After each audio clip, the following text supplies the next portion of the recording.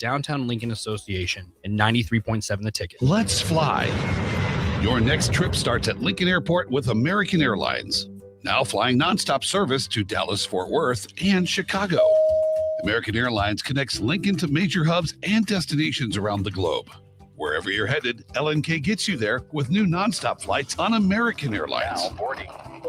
Convenient, fast, and stress-free. Book your next flight at LincolnAirport.com. LNK, make flying easy.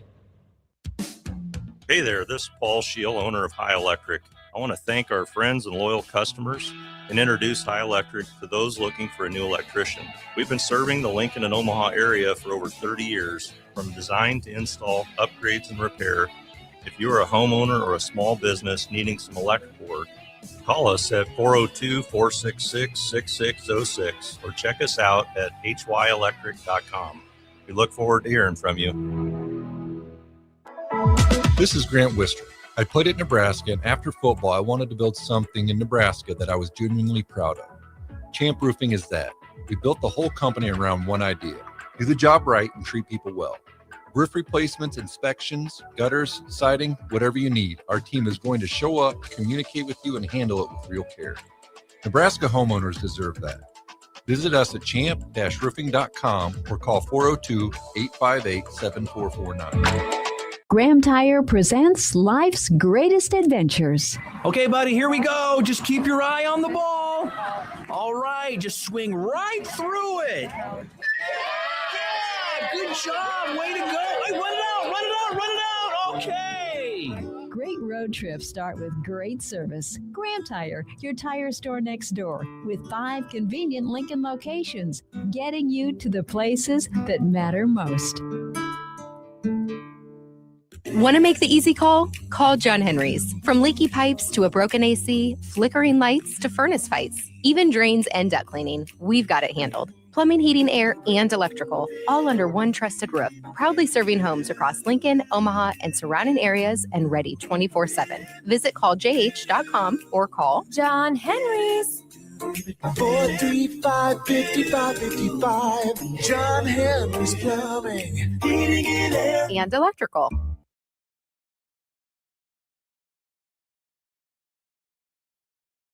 Coming at you live from the heart of downtown Lincoln, this is Old School with Foreman and Orman.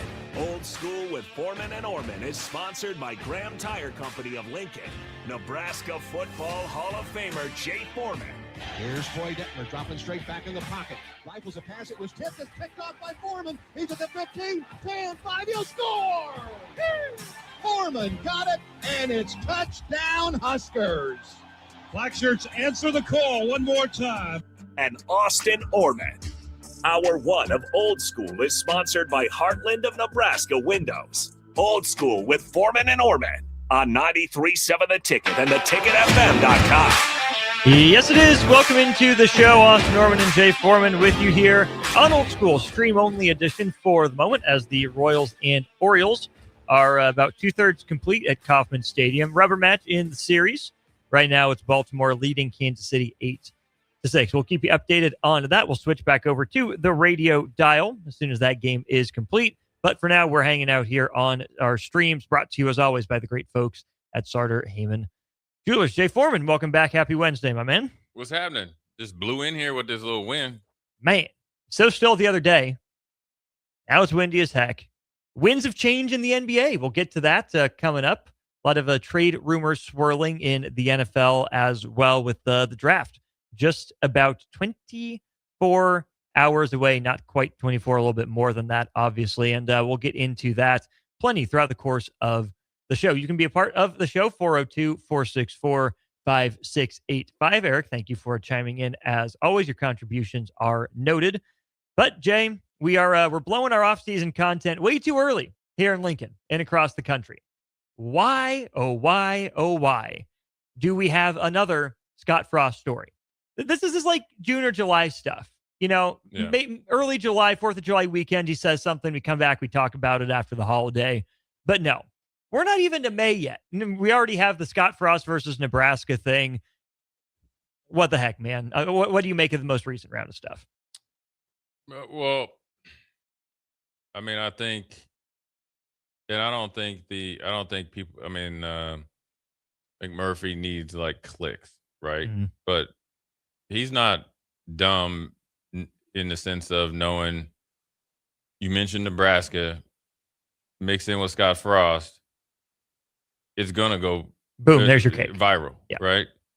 And I don't know when he interviewed Scott or whatever. I'm assuming it was recently, right? Yeah, I mean, Seems I like don't it. think you sit on this for like 6 months, and No. so and I don't know the reason behind it because it's not like UCF won like 9 games last year. You No. know what I mean? Like They were fine. Yeah, Middle of the road. Yeah, 500, right? Yeah. Yeah. So it's not like like, oh, here you go, you're back in your own stopping grounds.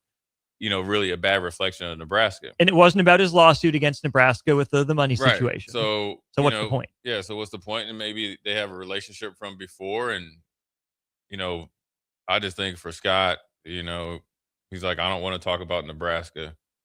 Well, once you say that, you're talking about Nebraska, right?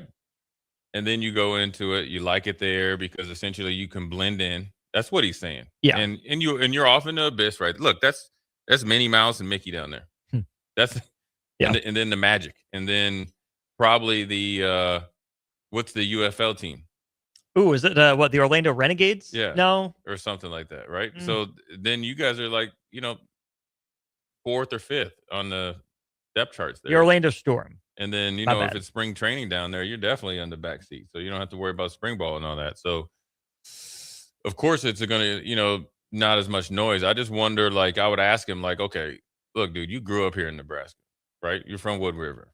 Mhm. Both your parents we're here. Our Hall of Famers. Hall of Famers. But, Yeah. We're here.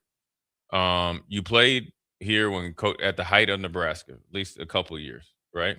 Mm-hmm. You won a national championship. You were part of a team that won a national championship. You were actually the quarterback.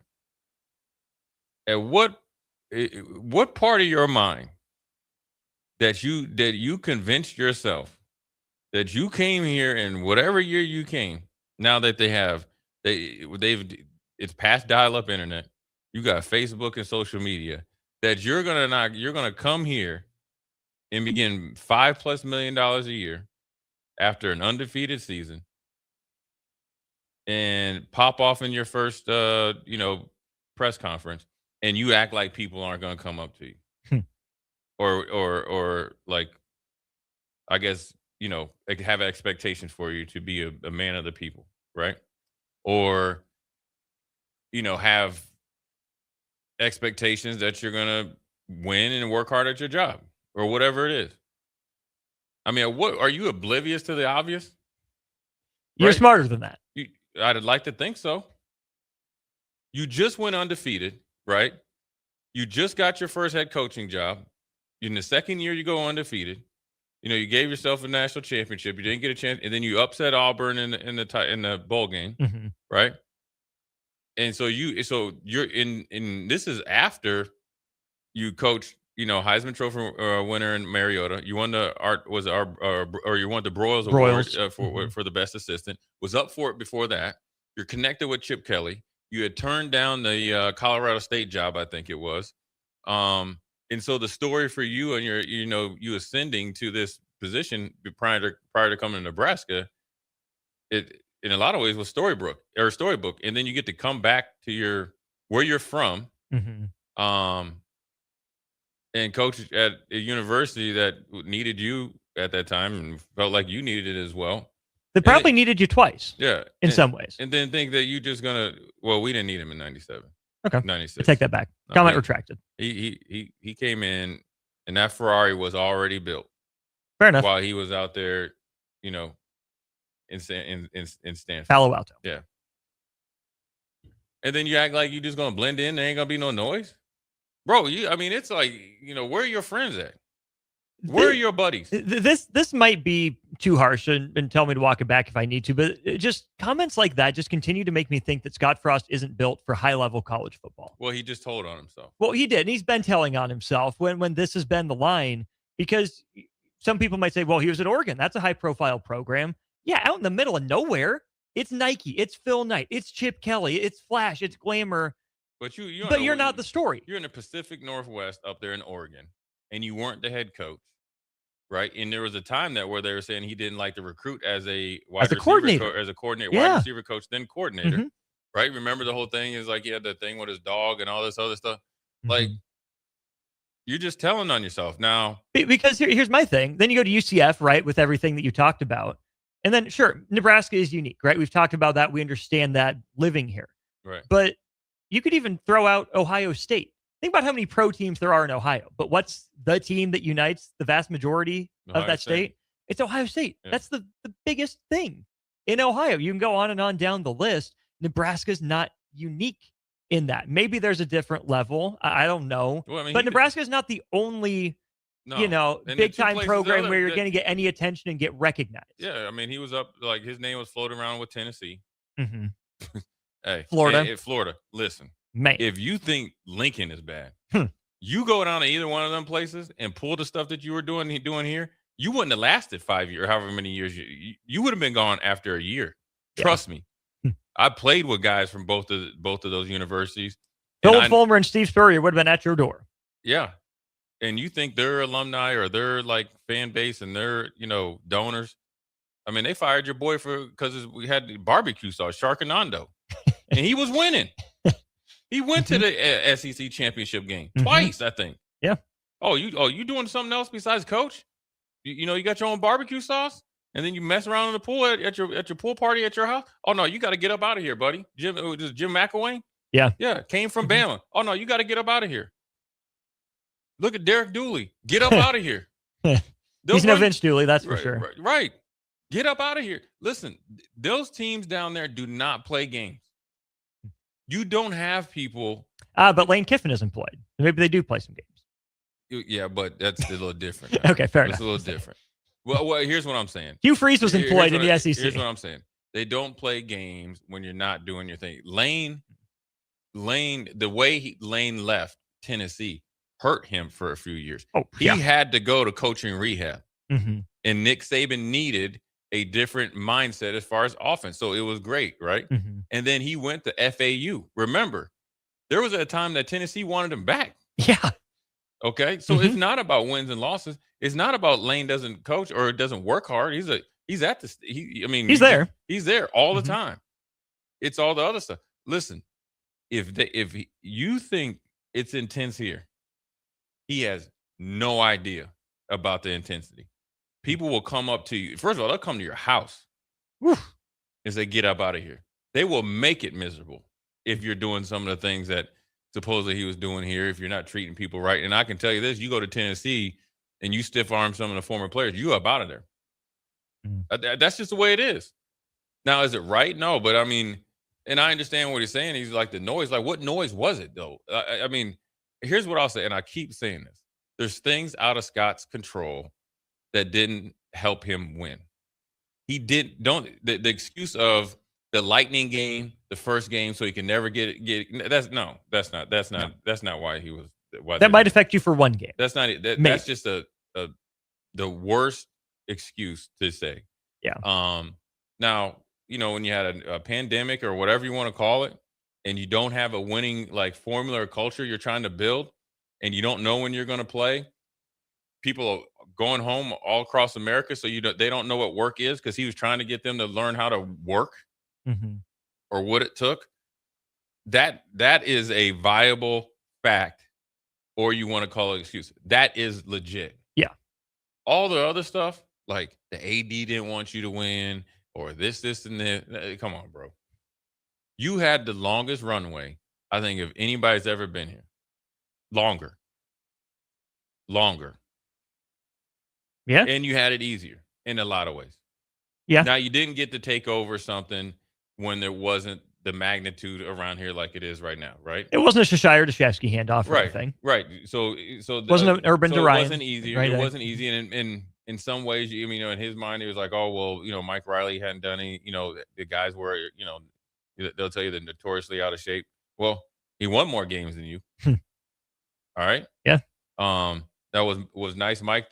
The answer, most likely not. Now, when you come in and do something else, it does take you a little bit of time when you're trying to, replicate what you did down in Central Florida. But I think at some point, why wouldn't you just say, you know what?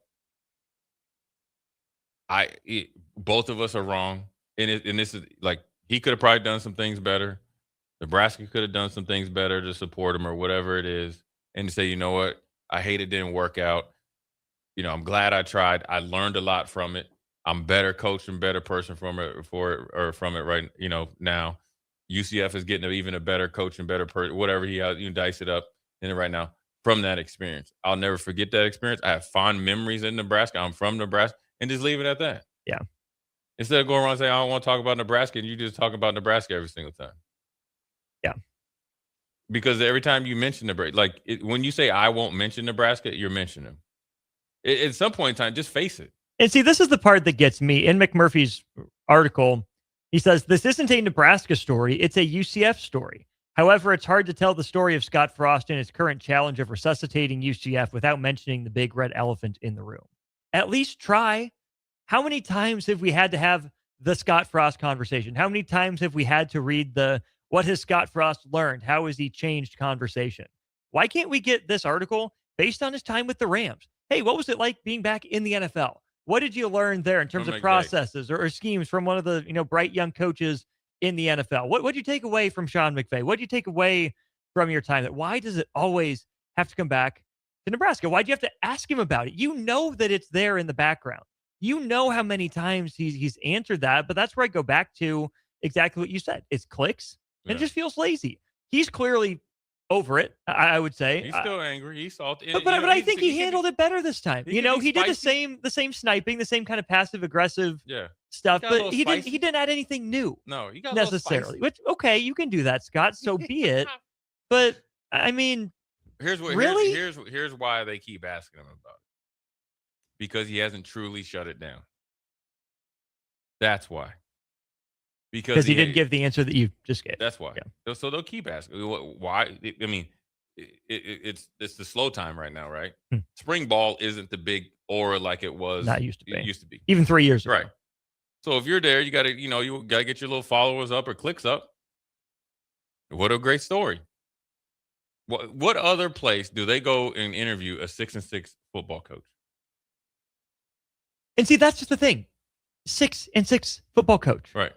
So if Scott Frost is happy being 6-6 or 4-8 to 8-4 somewhere in there, living out his coaching career in bright sunny Orlando, Florida, more power to him. Right. I don't care if Scott Frost doesn't want to get back into high major football. I don't care what his goals, his motivations are for his career. Right. But at some point, we just have to say, hey, maybe this guy's not the story we thought he is. Maybe we can't make fetch happen. That's not going to happen until until they feel he's truly comfortable where he's at. And part of that is because of the way the questions are answered. And sometimes in these, articles and stories that they're just taking half the quote and not giving you the whole quote. I've been victim of that, and then maybe Scott's a victim of it as well. But until he really kind of, I wouldn't say fall on the sword, or maybe shows a little bit more maturity and say, look, this is the deal. I understand why you're asking. I'm not even going there. I got a lot of love for Nebraska. I hate it didn't work out. There's factors that I could have probably done better. They could have done better. But at the end of the day, Nebraska's moved on. They got a great coach. I'm at the best place that I can. I don't want to be anywhere else. We're going to be successful here.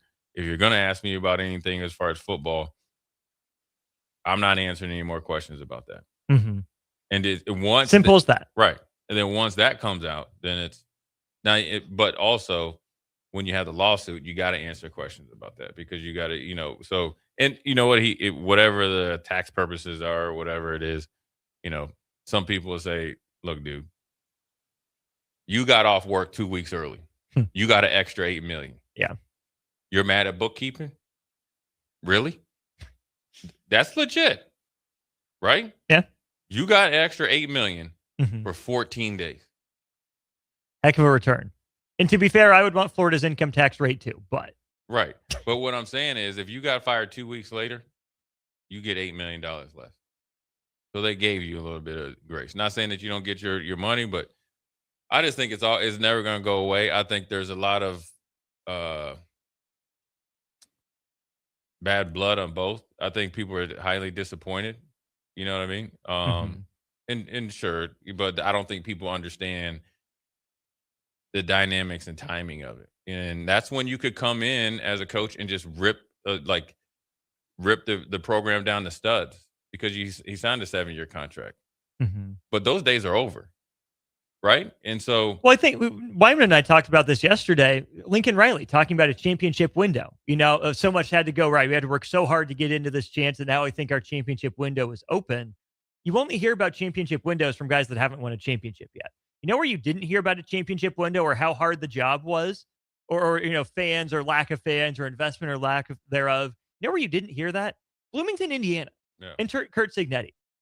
At some point, I know these guys have to say it just to say it, right? Get it out there. It's a pitch to save their job or get some grace or whatever.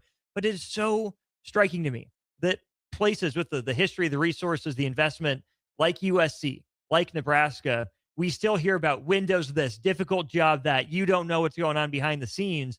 We didn't hear a peep about that from Signetti. And maybe he said it behind closed doors, but he didn't say it publicly. Right. Yeah, and it's a little bit different, the situation. Everybody's going to look at everybody always has to be careful. Kurt Signetti is a hell of a coach. First of all, Yes. There's no doubt about it. He's been winning wherever he's been at, right? He's a heck of a recruiter. He's no BS. He's old school, which is refreshing. But every place isn't the same because you got to think Indiana. See, like the difference that people don't understand about Indiana versus let's say even a Nebraska or a USC. When you've never won, you're yearning for it. And to be honest with you, they were yearning for something different, but it really wasn't a big financial risk. And also it wasn't a big ask because him going from James Madison to Indiana was an upgrade. So there's a lot of things he could work with. So they weren't stretching too much. Now they did pump some money into their team, 4 times what Tom Allen was getting. And then he was able to obviously bring some players that he needed to help win in that first year. So it's the same, right? You didn't see it. It's probably more maturity, right? You got to think though, the difference between Lincoln Riley, Scott Frost versus Signetti. Let's look at their coaching career. Look at the way that they went up the Kirk Signetti went and took a job at Elon. You got 2 hot shots versus the grinder. Yeah, where he left he left a wide receiver coaching job at Alabama. With Nick Saban to take the chance on himself and was in his early 60s before he got his first head coaching job. You got to think, Frost left the NFL and got a coaching job right away. Lincoln Riley was the next and upcoming offensive coordinator at Oklahoma. He was like 30-some years old. Yeah. So there's no way that he kind of went this. So that's where the maturity. Well, Riley, think of it. East Carolina. And then, boom. Yeah. And then here's the keys to Oklahoma. So then, Bob Stoops. Right. So you think Signetti was 3 times of the cycle doing that, right? Yeah. And had to really, had some lean times. And then he's off in the middle of nowhere in James Madison. Oh, that's a good story. You're at FCS. That's nice to see you on like a Wednesday in a championship game, right? Playing in snow. Oh, Signetti does it again. No big deal. He'll never make it. Oh, this is the perfect place for you. Indiana, never won, no history, no money. You know what I mean? You just ran off a coach that had a magical year, but then obviously the pandemic stopped it. And then they got big boy because of Ohio State. And so the situation is a little bit different. And, for Scott, I think, look, man, he can be upset. People in Nebraska going to be upset. He can be disappointed. People in Nebraska are definitely disappointed. I just think that as time goes on, hopefully maturity starts to kind of come in there, and then maybe on both ends. I think also Scott's very fortunate to be around here because the way it ended, he got a pass. He got a pass. They weren't too hard on him. You heard guys on the radio like, all right, that's enough. After a week, we talked more about Mel Tucker, who ended up being not in the wrong, or Deion Sanders or something like that, more than we talked about a guy that coached here. So you got really it really isn't that bad. I find that hard to believe. It's the truth. I don't know if I can go there. It's the truth. The truth. man can't show his face in his home state. He can show his face. He's been back here. He's been back here. Will he be back here in a year and a half? No. No, he don't want to come back, though. Okay. So then things weren't too easy on him. I'm not saying Nebraska fans are to blame. No, that's more of a personal choice. But it's a personal choice because if you don't feel at home, but this is well, why does it not feel like home? Because it's both sides are to blame. Right. But you got to think, though, he ain't come here from the beginning, from the very beginning. Right. You stiff-arm Nebraska. You come back, and you still stiff-arm Nebraska. That's a personal choice. He could come back here. Now, is it going to be like ticker tape parade? No. Clearly not. But do you really want to come back after you lost? You know, like losing his coach in school history? No. And here's he the thing. Still got supporters here. I know. And I'm not saying that Nebraska fans are the ones to blame. Right. I trust me, I put more of it on his plate than I do anyone else's plate. But you and I have read the text. You and I have heard the comments. We've been on social media. But that man has not gotten a pass. He's gotten a pass. For the way the coach, I don't know. The way the tenure went, he's gotten a pass. I've seen, and this is the pros, I've seen people go to Denny Green's house and put realtor signs in his yard. I've seen them take the time on 494 highway, right? Okay. This is the major highway. This the is main like, one. yeah. Yep. And they put it in the snow and put it like feet or like stomp their feet. Fire Denny. I've seen that. I know what a pass is. I've seen when people get railroaded. Like it was hard, but it wasn't like long because that quickly we hired a coach.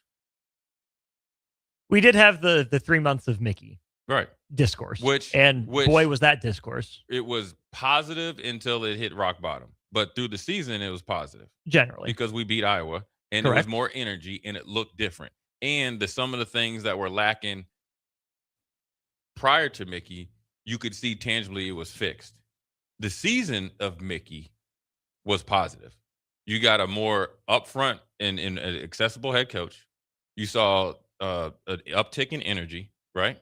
Uptick in physicality, uptick in accountability. You saw the players talking different, right? And the fan base was different. Now, after the season ended, it's different.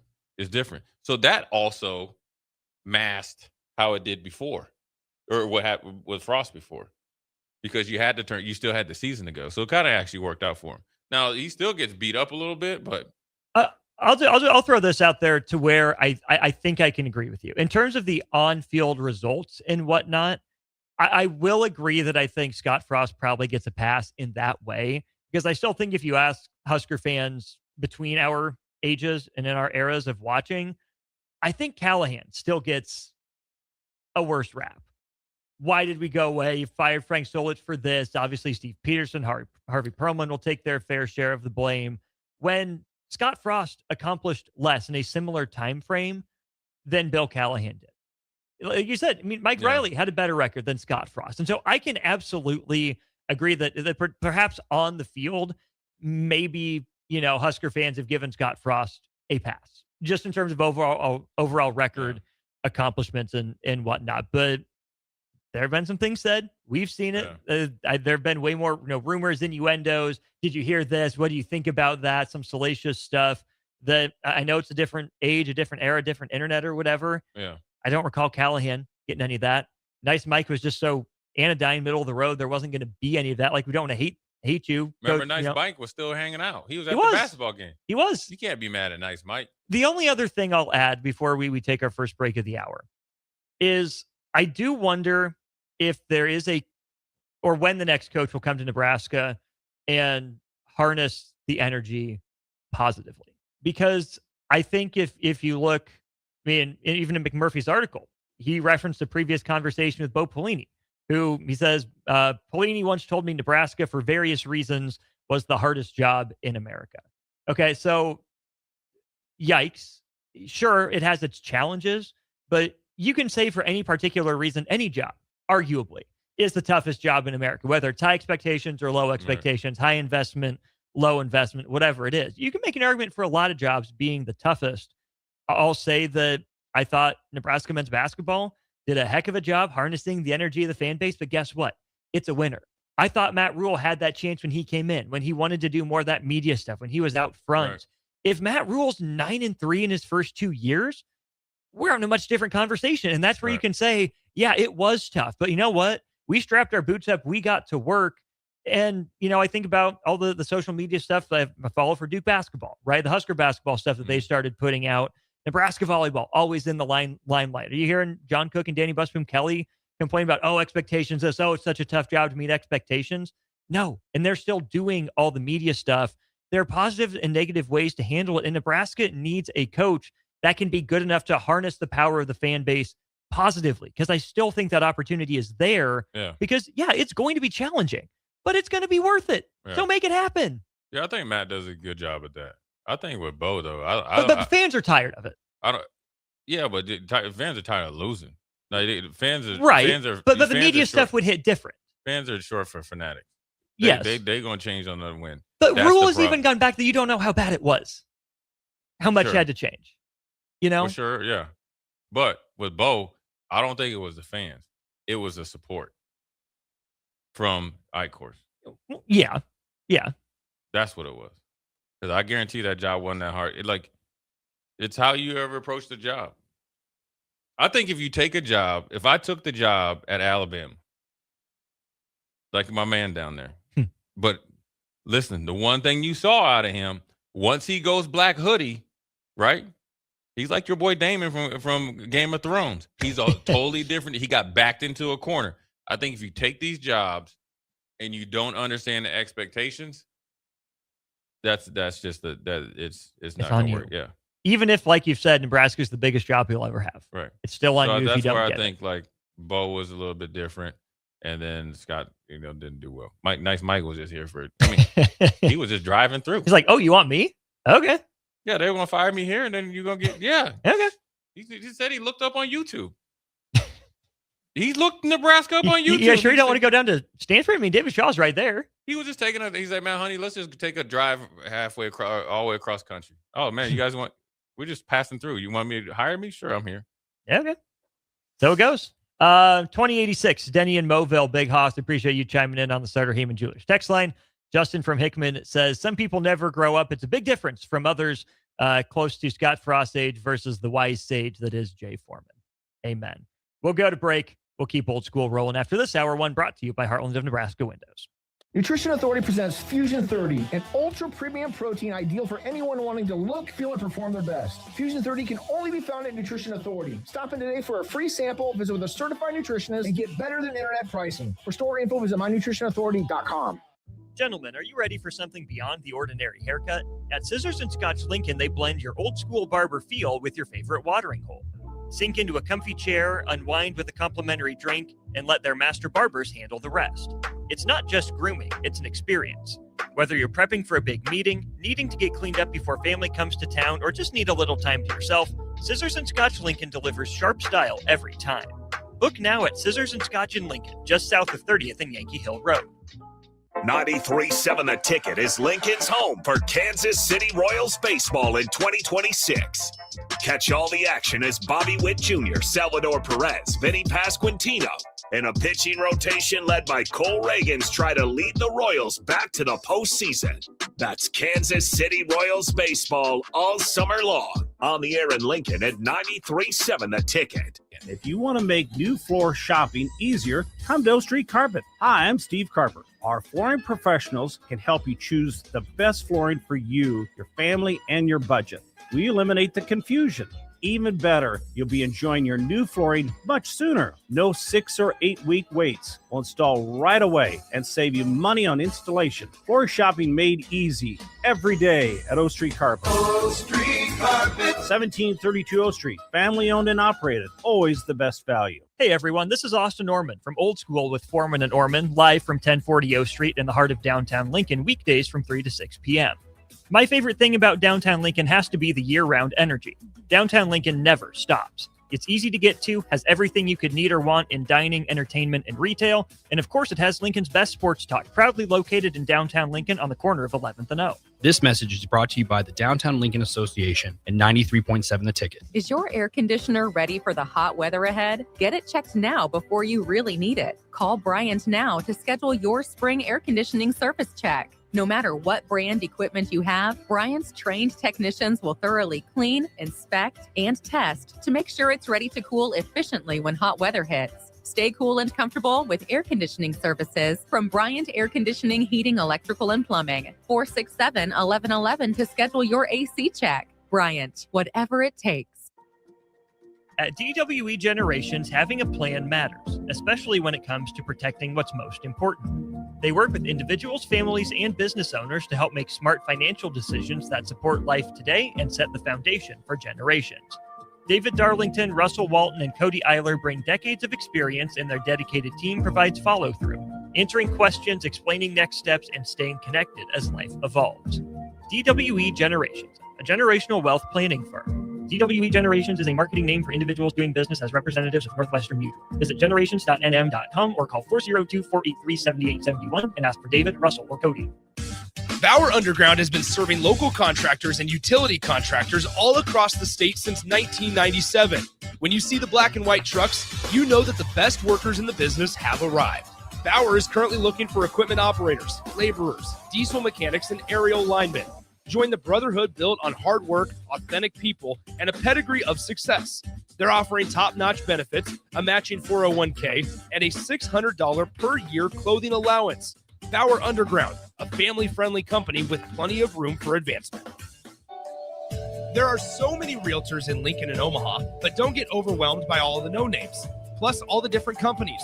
Ben Bleicher with Professional Realty Group at Berkshire Hathaway Home Services Real Estate is your go-to option, whether buying or selling residential, luxury, leasing, investment properties, or commercial property, small or large. Ben's team offers decades of experience, unbeatable customer service, and promises to fully protect your interests throughout the entire transaction. Call 402-419-6309 for all your real estate needs. Ben Bleicher with Professional Realty Group of BHHS Ambassador Real Estate.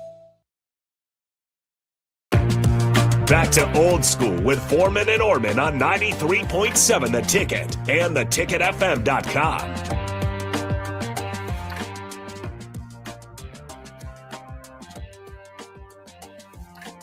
Well, welcome back in. It is Old School. Austin Orman and Jay Foreman with you. Big thanks to Heartland of Nebraska Windows for their sponsorship of the show, at least hour one here. 402-464-5685 if you want to be a part of the show. 402-430-3852 if you want to get a hold of Heartland of Nebraska Windows. Now that the weather is nicer, it is the perfect time to get your windows replaced. They've got great prices, free estimates on everything, all sorts of great stuff going on at Heartland of Nebraska Windows, a locally and family-owned company here in Nebraska. All right, Jay, here's the question. More likely to be the head coach of an NBA team for the 2026-27 season, Billy Donovan or Steve Kerr? That's a tough one. Think through it. Talk through it. More likely to be the head coach of an NBA team. I'll say Billy Donovan because I think if Steve Kerr doesn't coach at Golden State, he's going to take a year or two off. I would say if Steve Kerr doesn't coach the Warriors next year, he might be done in the NBA. Yeah. I think he'd go right back to TV if he does anything. But I can't see him going and having – if he's going to have the itch to coach next year, it's going to be with Golden State. So definitely Billy Donovan. But I don't even know if that's the case. The reason I threw the NBA part out there is because Billy Donovan – probably have some college options. Yeah. So I mean, so this is where these situations are connected. Number one, there have been some rumors and rumblings behind the scenes that if Steve Kerr were to depart, the Lacob family would make some contact with Todd Golden, current head coach of the University of Florida. Lacob's know Golden from his time coaching the Dons at San Francisco. So there's that connection there. That'd be interesting to parse through if we thought Todd Golden would be a good NBA fit or not. Has the analytical mind for the game in a lot of ways, familiar with the area, but would certainly be a big step up. Then, Jay, you'd get to Billy Donovan's side of things where, you know, would he want to go back to Florida? Is it ever as good the second time? Or Kansas may or may not be open depending on Bill Self's health. Kentucky doesn't seem to be trending in the right direction. Certainly He can take a year off too. Well, that's what I'm saying. Yeah. He can take a year and then, go get the Kentucky job, go get the Kansas job, maybe the Florida job. We'll see.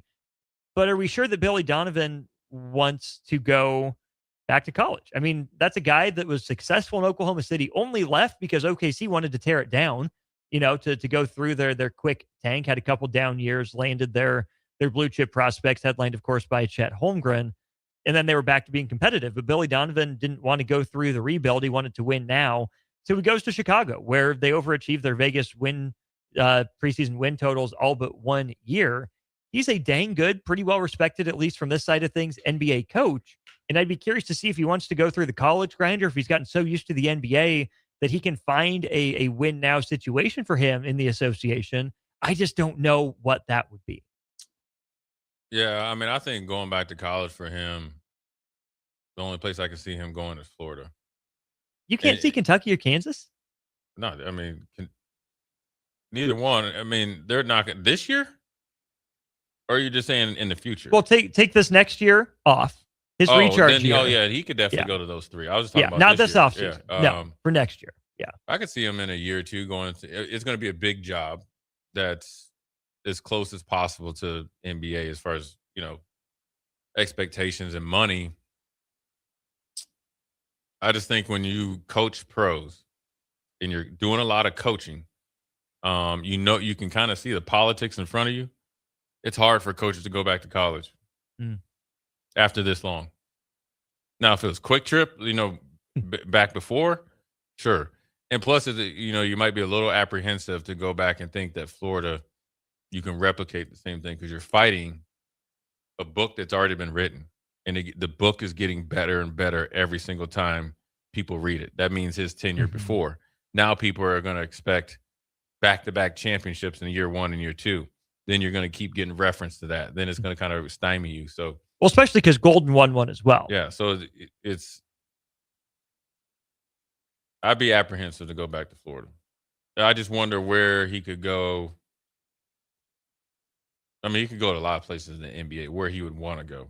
The college options that I mentioned, I think, stand out. I could also maybe see him taking over for Pitino at St. John's. Potentially a guy that went to school at Providence, would know that area of the country. But potentially like way down the list, way down the line. I could see That's him. Distant for. Yeah, well, I'm just throwing out options, right? I don't know the rankings or anything.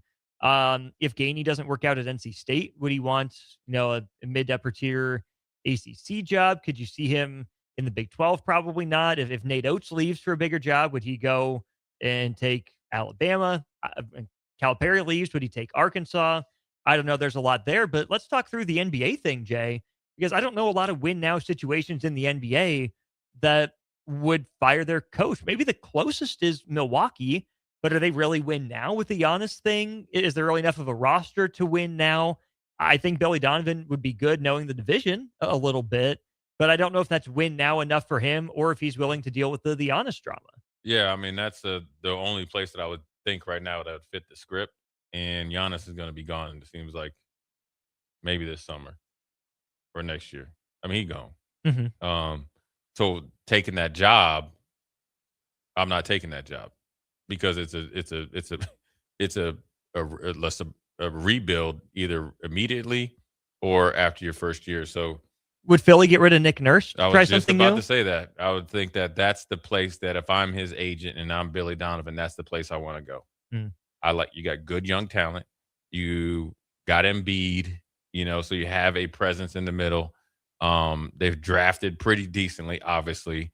You got a certified showstopper and eventually a guy that's coming on in Maxey, and you got the other guys as well. And it's the East Coast city, and you like it. I think Billy Donovan's fine operating in an intense environment like Philly sports fans and stuff like that because he's such a good coach. So that's the two places I think that he could go. I got another one for you. A job that he was potentially close to taking after the titles. Be very close to home. Orlando Magic.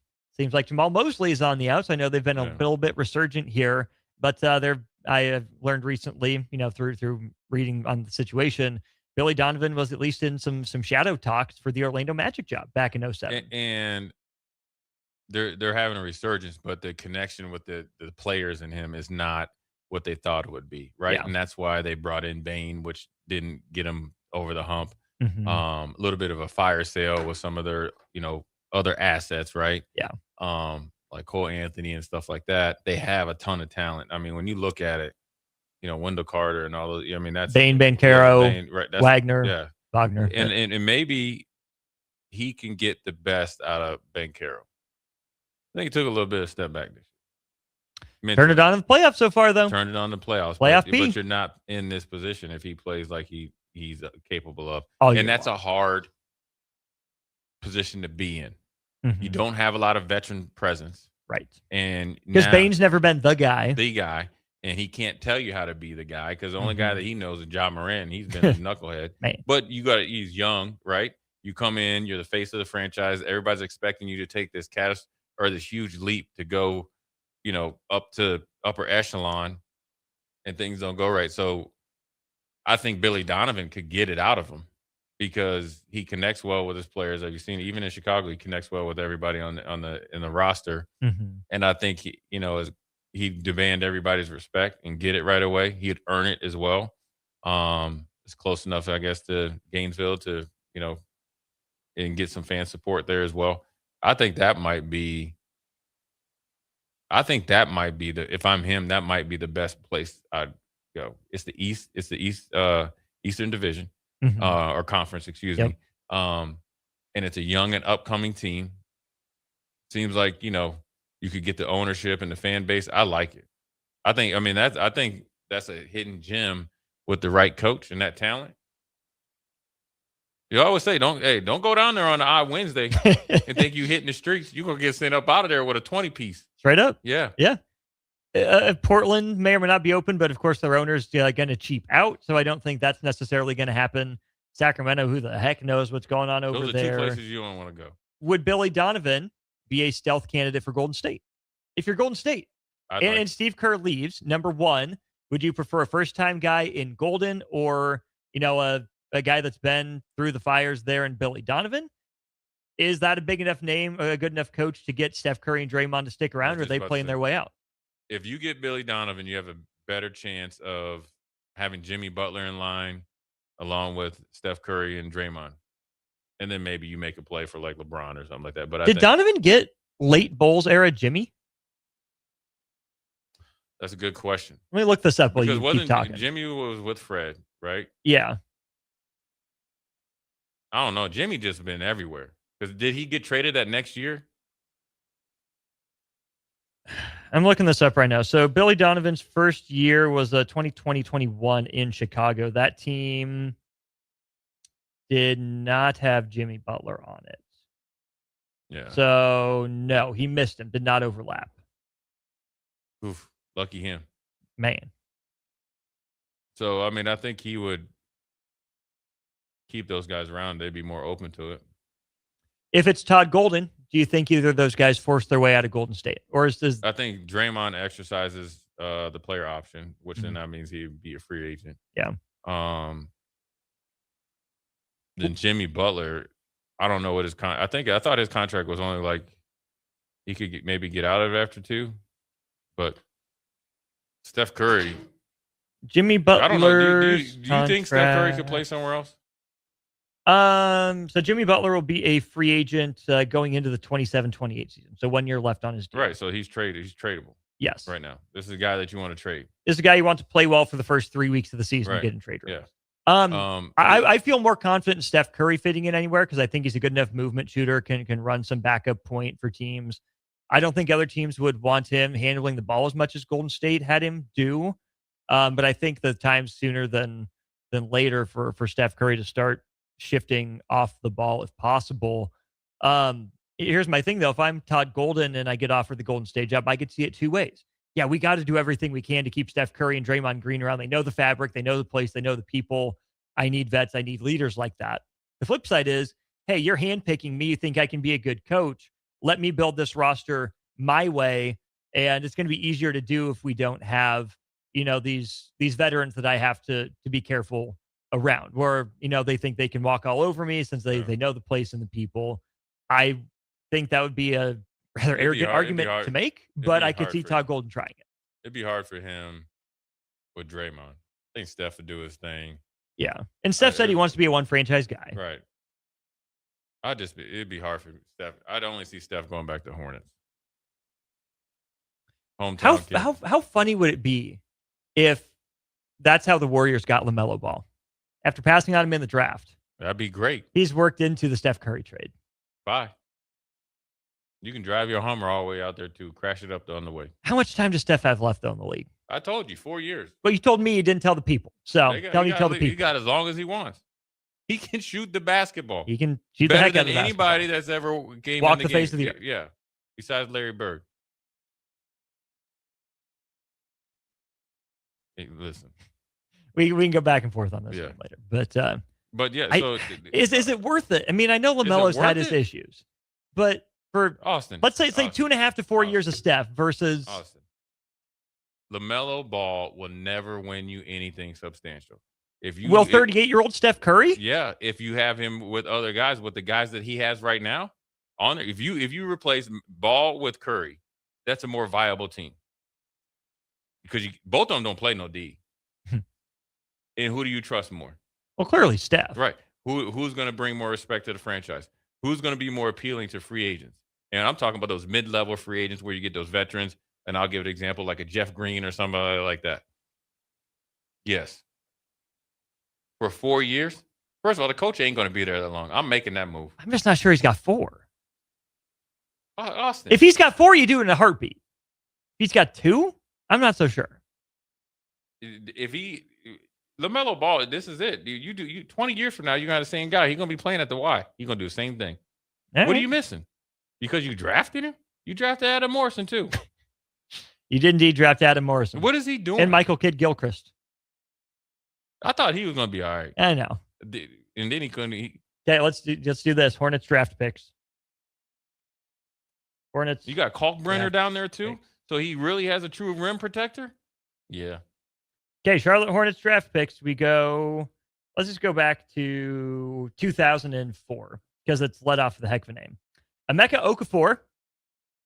Remember him? Yeah. Yep. Next year, Raymond Felton and Sean May. Adam Morrison, Ryan Hollins. Right Brandon Wright, Jared Dudley. Dang. DJ Augustin, Alexis Ajinka, Kyle Weaver. Gerald Henderson, Derek Brown, Robert Vaden. You drafted Kemba Walker, Tobias Harris, and Jeremy Tyler. Michael Kidd-Gilchrist, Cody Zeller, Noah Vonleh, Shabazz Napier, Dwight Powell, Frank Kaminsky, Malik Monk, Frank Jackson. Shai Gilgeous-Alexander was a pick of the Hornets that was traded to the Clippers. Just like Kobe. PJ Washington, Cody Martin, Jalen McDaniels. LaMelo Ball, Vernon Carey, Grant Riller. James Bouknight, Scotty Lewis. Jalen Duren, Mark Williams, Josh Minot, Brandon Miller, Nick Smith, Amari Bailey, may or may not be back in college basketball, Tajon Salon, KJ Simpson, Con Kniffel, Sion James, Ryan Kalkbrenner. Not atrocious. I've seen worse. It's close. Not bad. Not you just great. haven't been able to keep all of it. Like PJ Washington leaves and he goes and win a championship. Yeah. He was played with for Dallas, right? Oh, he played for it. Excuse me, played for it. All the like Frank Kaminsky was supposed to be like a modern day pop 4, pop 5. Yeah, he's playing in Europe right now. Then you got LaMelo and all that. It's weird is that they were always kind of in and around the lottery. Obviously, they weren't getting the highest picks, so they always were just like throwing stuff against the wall, and none of it stuck. Not a thing. And you don't have the veteran free agents there. You didn't have anybody. I always thought they should have tried to get Carmelo Anthony that would put butts in the stands. Ooh, Melo. Yeah, when he was trying to get back. Interesting. Yeah.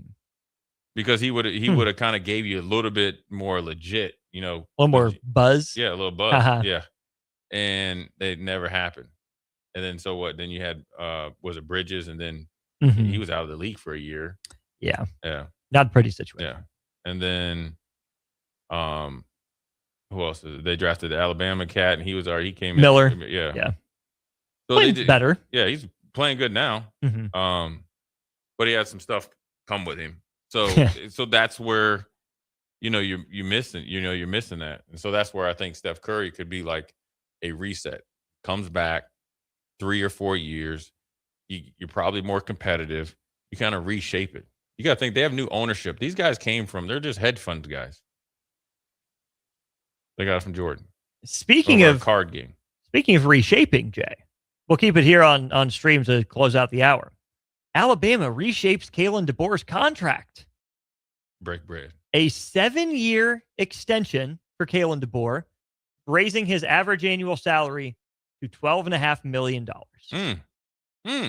For what? I should have been coaching. Not too late, Jay. No, It's don't not. leave me. Matt Rule. I'm texting Matt Rule right now. But I told you when he got that black hoodie on, it's a whole different ball game. Why do we wear black? I think that extension is to protect for the future. And also, let's be honest, if they fire him, he'll get another big coaching job. So the buyout is irrelevant. Yeah, the buyout number is $10 million through January of 27, $8 million through January of 28, and $6 million through January of 29. So they're hedging their bets.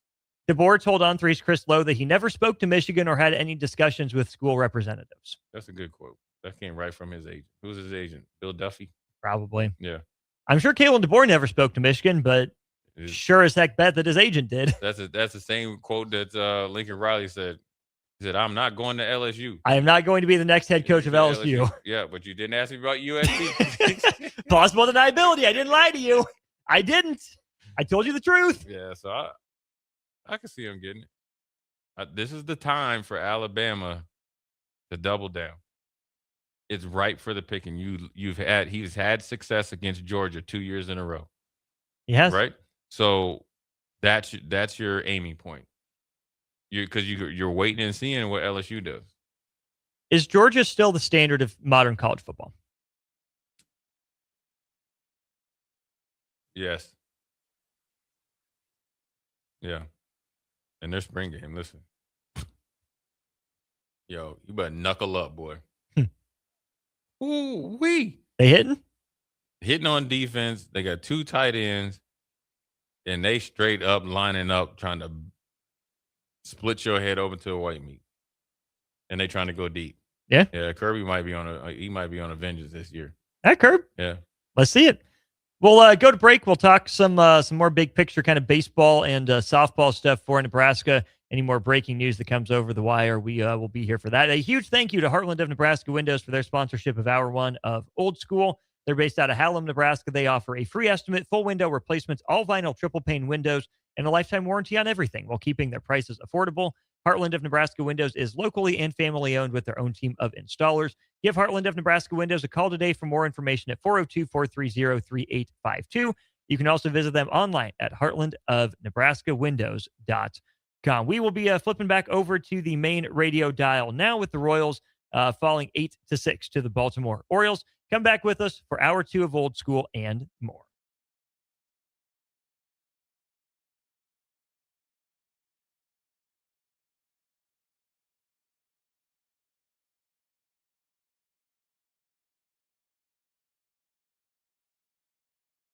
Just the other day, I was building my first house. I've seen many changes to our building market in Lincoln. It's been a fun road. Bob Benish is the founder and president of Aspen Builders, online at aspenbuildersinc.com. You know, we hear this a lot where I don't want to live in a cookie cutter home. Well, let's come up with some answers on what we're going to build, where we're going to build it, and what it's going to cost. One thing that we started doing early on was we started building neighborhoods. I'm a firm believer in character in your street and in your neighborhood. I like choice. I like variation. I like maybe something a little bit different in a neighborhood that you don't see in every neighborhood. I think it's great to have choices, its uniqueness, and I think that's what gives a neighborhood character. And I think that's what we've done over the years.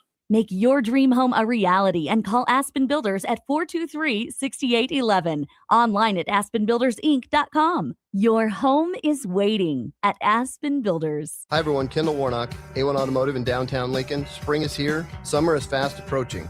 With weddings, vacations, and weekend getaways on your mind, Do not let car issues prevent you from getting where you need to be. Car problems shouldn't be something that you put up with. Let us get you back on the road in comfort and safety. We diagnose all makes and models from Porsches to Hondas, Toyotas, and Chevrolets. We fix a variety of issues with all of them with our talented techs and our experienced staff. A1 Automotive at 11th and L, downtown Lincoln, always honest answers. Hey, this is Jay Foreman, the host of Old School, 3 to 6 p.m.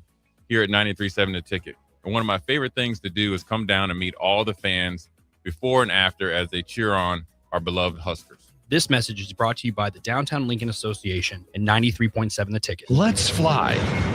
Your next trip starts at Lincoln Airport with American Airlines. Now flying nonstop service to Dallas, Fort Worth, and Chicago. American Airlines connects Lincoln to major hubs and destinations around the globe. Wherever you're headed, LNK gets you there with new nonstop flights on American Airlines. Now boarding. Convenient, fast, and stress-free. Book your next flight at LincolnAirport.com. LNK, make flying easy. Hey there, this is Paul Scheel, owner of High Electric. I want to thank our friends and loyal customers and introduce High Electric to those looking for a new electrician. We've been serving the Lincoln and Omaha area for over 30 years, from design to install, upgrades, and repair. If you're a homeowner or a small business needing some electrical work, call us at 402-466-6606 or check us out at hyelectric.com. We look forward to hearing from you. This is Lincoln's home for sports talk on the FM dial. Also online at theticketfm.com. On the internet. KNTK FM Firth, 93.7 The Ticket. Sometimes good people make mistakes. When you find yourself in need of an attorney, call Liberty Law Group. The attorneys at Liberty Law Group will defend you in court and protect your freedom to get you the best possible outcome and the justice you deserve. Trust your freedom to Liberty Law Group, the best criminal attorneys in Nebraska and Iowa. Call them today at 877-404-5238. That's 877-404-5238. Or check them out online at libertylawgroup.com. Hi everyone, Kendall Warnock, A1 Automotive in downtown Lincoln. Spring is here. Summer is fast approaching. With weddings, vacations, and weekend getaways on your mind, do not let car issues prevent you from getting where you need to be. Car problems shouldn't be something that you put up with. Let us get you back on the road in comfort and safety. We diagnose all makes and models from Porsches to Hondas, Toyotas, and Chevrolets. We fix a variety of issues with all of them with our talented techs and our experienced staff. A1 Automotive at 11th and L, downtown Lincoln, always honest answers. Keep summer green with Judson Baleen and Judson Irrigation. More than 40 years ago, Judson Irrigation started taking in orphans. Lawn sprinkler systems installed by a quickie, cheapy summer job, install 'em and forget 'em outfit, long forgotten. Call Judson Irrigation. They'll never forget you. Keep summer green. Call Judson Irrigation 402-420-6277 or judsonirrigation.com. Rick Heyman here from Sartor Heyman Jewelers. I want to personally thank our great customers for voting us once again the best of Lincoln. At the same time, we're celebrating our 120th year in business in the great state of Nebraska. You can count on Sartor Heyman for the very best quality, value, and customer service. When it comes to your jewelry needs, visit us at South Point, Grand Island, and the Outlet in downtown Lincoln. Visit us today at sartorheyman.com, and thank you for your continued trust after all these years. Are you looking for an exciting new way to put your skills to work? Explore new career options in the fintech industry at Currency, a Sandhills global company. We offer full-time positions in financial sales, compliance, operations, and other fields. We also offer a 4.5-day work week, an attractive benefits package, and opportunities for advancement. Put your motivation to work and grow with us at Currency. Visit gocurrency.com/careers to learn more. If you're seeking a career with a growing company, Gaina Trucking and Excavating is hiring and looking for additions to their team. Gaina Trucking has a strong team culture, competitive pay, 401ks, and benefits like health, dental, and vision. Drivers are guaranteed 40 hours per week, even in the winter months, and are home every night. Start your career today at Gaina Trucking and Excavating. Apply today at gainatrucking.com. When something breaks, you want someone you can trust to fix it right. Empire Repair is now open in Waverly and ready to serve our community with reliable auto repair and maintenance. From routine service to bigger repairs, our team is here to keep you on the road. Stop by Empire Repair in Waverly or call 402-786-2224 to schedule your service today. Empire Repair, proud to serve Waverly. Are you tired of living in pain? At Prairie Orthopedic and Plastic Surgery, they make it simple. From head to toe, spine to extremities, they've got you covered. Their multi-specialty team of experts in orthopedic surgery, plastic surgery, podiatry, physical therapy, and occupational therapy all work under one roof to get you back to living life pain-free. Don't wait another day. Visit prairie-ortho.com today or call them at 402-489-4700. Prairie Orthopedic and Plastic Surgery, where healing begins. Water heater gone? Call Bryant. The price you're quoted is the price you'll pay. And in most cases, same-day replacement. Bryant Air Conditioning, Heating, Electrical, and Plumbing. 467-1111. Are you looking for an exciting new way to put your skills to work? Explore new career options in the fintech industry at Currency, a Sandhills global company. We offer full-time positions in financial sales, compliance, operations, and other fields. We also offer a 4.5-day work week, an attractive benefits package, and opportunities for advancement. Put your motivation to work and grow with us at Currency. Visit gocurrency.com/careers to learn more. Coming at you live from the heart of downtown Lincoln, this is Old School with Foreman and Orman. Nebraska Football Hall of Famer Jay Foreman. Here's Coy Detmer dropping straight back in the pocket. Rifles a pass. It was tipped. It's picked off by Foreman. He's at the 15, 10, 5. He'll score! Foreman got it, and it's touchdown Huskers. Black shirts, answer the call one more time. And Austin Orman. Old School with Foreman and Orman is sponsored by Graham Tire Company of Lincoln, your tire store next door with 4 Lincoln locations. Old School with Foreman and Orman on 93.7 The Ticket and theticketfm.com. Yes, indeed. Welcome in Hour 2 of Old School here on 93.7 The Ticket and theticketfm.com. Thanks for dialing up the show. Thanks for finding us now on our radio dial, 402-464-5685 if you want to be a part of the proceedings. Big thanks to Graham Tire Company for sponsoring Old School. They're celebrating 75 years of serving the Midwest. More than just tires, they do all kinds of car and light truck repairs too.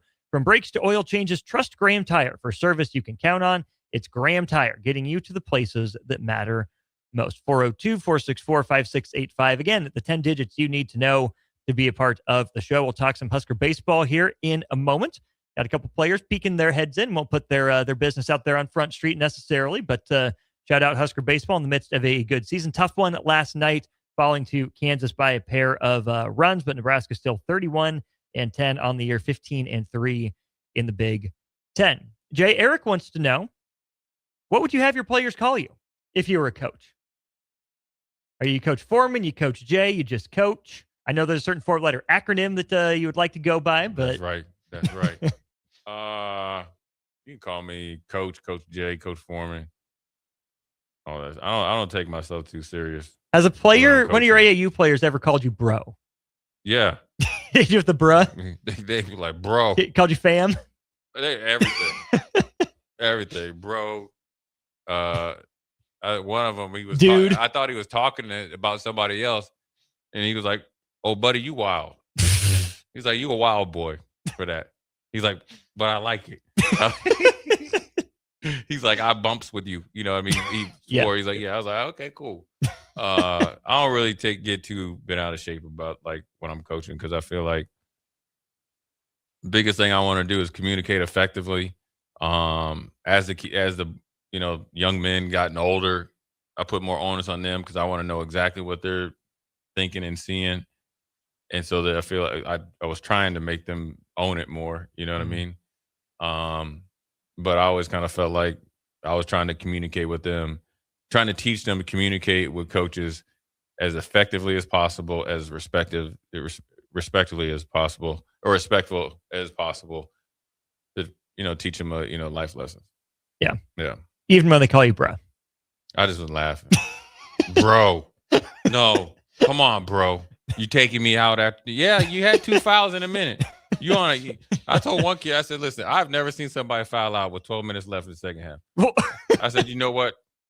You're the all-time leader in fouls per minute. He's like, I know. He's like, bro. He's like the ref. Nah, it was you. No, you know when you not so fast, my friend. Yeah, when you swipe down and just clobbered the kid. Yeah, that's foul number one. The charge. Yeah, when you had your head down and just ran him over. I like the physical play. That's foul number two. He just sit back, just lean back. Yeah. So, yeah. All right, then 2086. We're staking our claims here, Jay. Bird versus Curry, best shooter of all time. Great discussion. Let's go. By the numbers, it's definitely Curry. Correct. In reality, it's Bird. How can you say that's reality? Even set the numbers aside. Because it's just like the LeBron and Jordan. See, I just reeled you in for that. I wish Strick was here. By numbers, it's not even close. We don't even need to put any spices on this conversation. That's right. Where's my spices? He would shut the whole company down for that. By the numbers, it's LeBron. Reality, everybody's saying it's Jordan. I think Larry Bird in big games will bust your head open to the white meat. And Steph Curry won't? But he did it when they were actually playing defense. If Larry Bird played with these rules right now, you would see some stuff that you had never seen before. You think Luka Doncic when he gets going, you think Steph Curry you think Klay Thompson when he had 13 dribbles and 50 and 60 points? Yeah. Yeah. Homeboy would do that left-handed. And he's 6'8", 6'10". He would do we have a modern comp for Larry Bird? There's only one Larry Bird. There's only one Steph Curry. There's only one LeBron James. There's nobody that's close. There are two LeBron Jameses. Just one of them tacks Jr. on the end of his name. There's only if we're being one, technical. There's only one Bron. Yeah. Larry Bird right now. Like I would say Luka, except there's a lot more perimeter ball handling. Yeah. And Larry fewer post-ups. Larry was more effective on the boards and defense. Yeah. I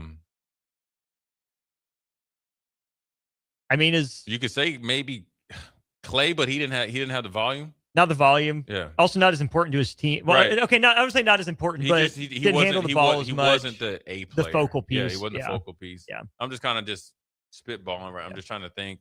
I would almost go like, again, I'm not comparing this player to Larry Bird by any sense of the imagination in terms of accomplishments or ability, but I think the outlines of Larry Bird are there for like a Franz Wagner. Yeah. Larry Bird, he's not as physical as this player, but with the way this game is such a, like pace and speed game, and he definitely plays at his own pace and his own speed, and he's so effective. It's more like Joker. Joker's way more dominant on the boards. Larry's better at defense. What I'm talking about, and Joker doesn't shoot it as good from three. Yeah. I'm just talking about a comp of a player that's an outlier versus what's going on. Sure. There's not anybody like Larry Bird. There are more guys that are closer to Magic than are closer to Bird. Listen, you don't realize how tall Larry Bird is, though. I saw him one time. I mean, he's 6'9", 6'10". Legit. And he had a high release like that. Yeah. You can't block his shot. So, and you could say LeBron and Magic, but LeBron's like 80%, 60, 70% Magic, and he does it better on the boards, probably a little bit better defensively. And if you make him mad, then you get a little bit of Jordan there too. So there's just not. The funny thing is, you got a bunch of guys running around trying to be Steph Curry from 3rd grade to 30 years old. Yeah. Actually, to 50 years old, because you just go to like the local YMCA and men's league, they all think they're Steph Curry. Here's a better question. Who has I know what my answer is, but it's a good topic of discussion. We can come back at 5. Who had or has had the bigger effect on basketball? And you got to take everything into it. Okay. Curry, Jordan. Both of them in a lot of ways changed the game. Just listen to me, right? Changed the game. I'm listening. Mm-hmm. But Steph Curry changed it. They both changed it differently. But Steph Curry has expanded basketball because there's more Steph Currys walking around that are trying to replicate it. There's not too many people that are 6'6" that are flying through the air and strong as all that. But there is some. But Jordan has done it differently. But they both have had huge impacts on the game. Let me phrase it this way, because I'm 100% in agreement that they both changed the league in different ways. I would say that Michael Jordan changed the sport where Steph Curry changed the game. Yeah, I agree with that. You think about basketball, and it was getting more and more popular there in the 80s, right, with Magic and Bird. But Jordan took it international. And he took part of it the dream to team. He took it home base to a whole nother stratosphere. A whole nother stratosphere, in terms of the growth internationally, commercially, Yeah. The TV, the shoe deals and everything becoming that marketable. The number of headlines the league had with him, the dynasty that the Bulls were taking over in that Eastern Conference. The sport of basketball is not regarded in nearly the same light and nearly the same way, is not as popular as it ever has been without what Michael Jordan did for the sport as a whole. Mm-hmm. But it's inarguable to me that Steph Curry is not a top 5 most influential player on the way the game of basketball is played. You think about wilt and outlawing dunks, right? You think about, dare I say, like a Magic, right? And being that tall, that athletic, and handling the ball.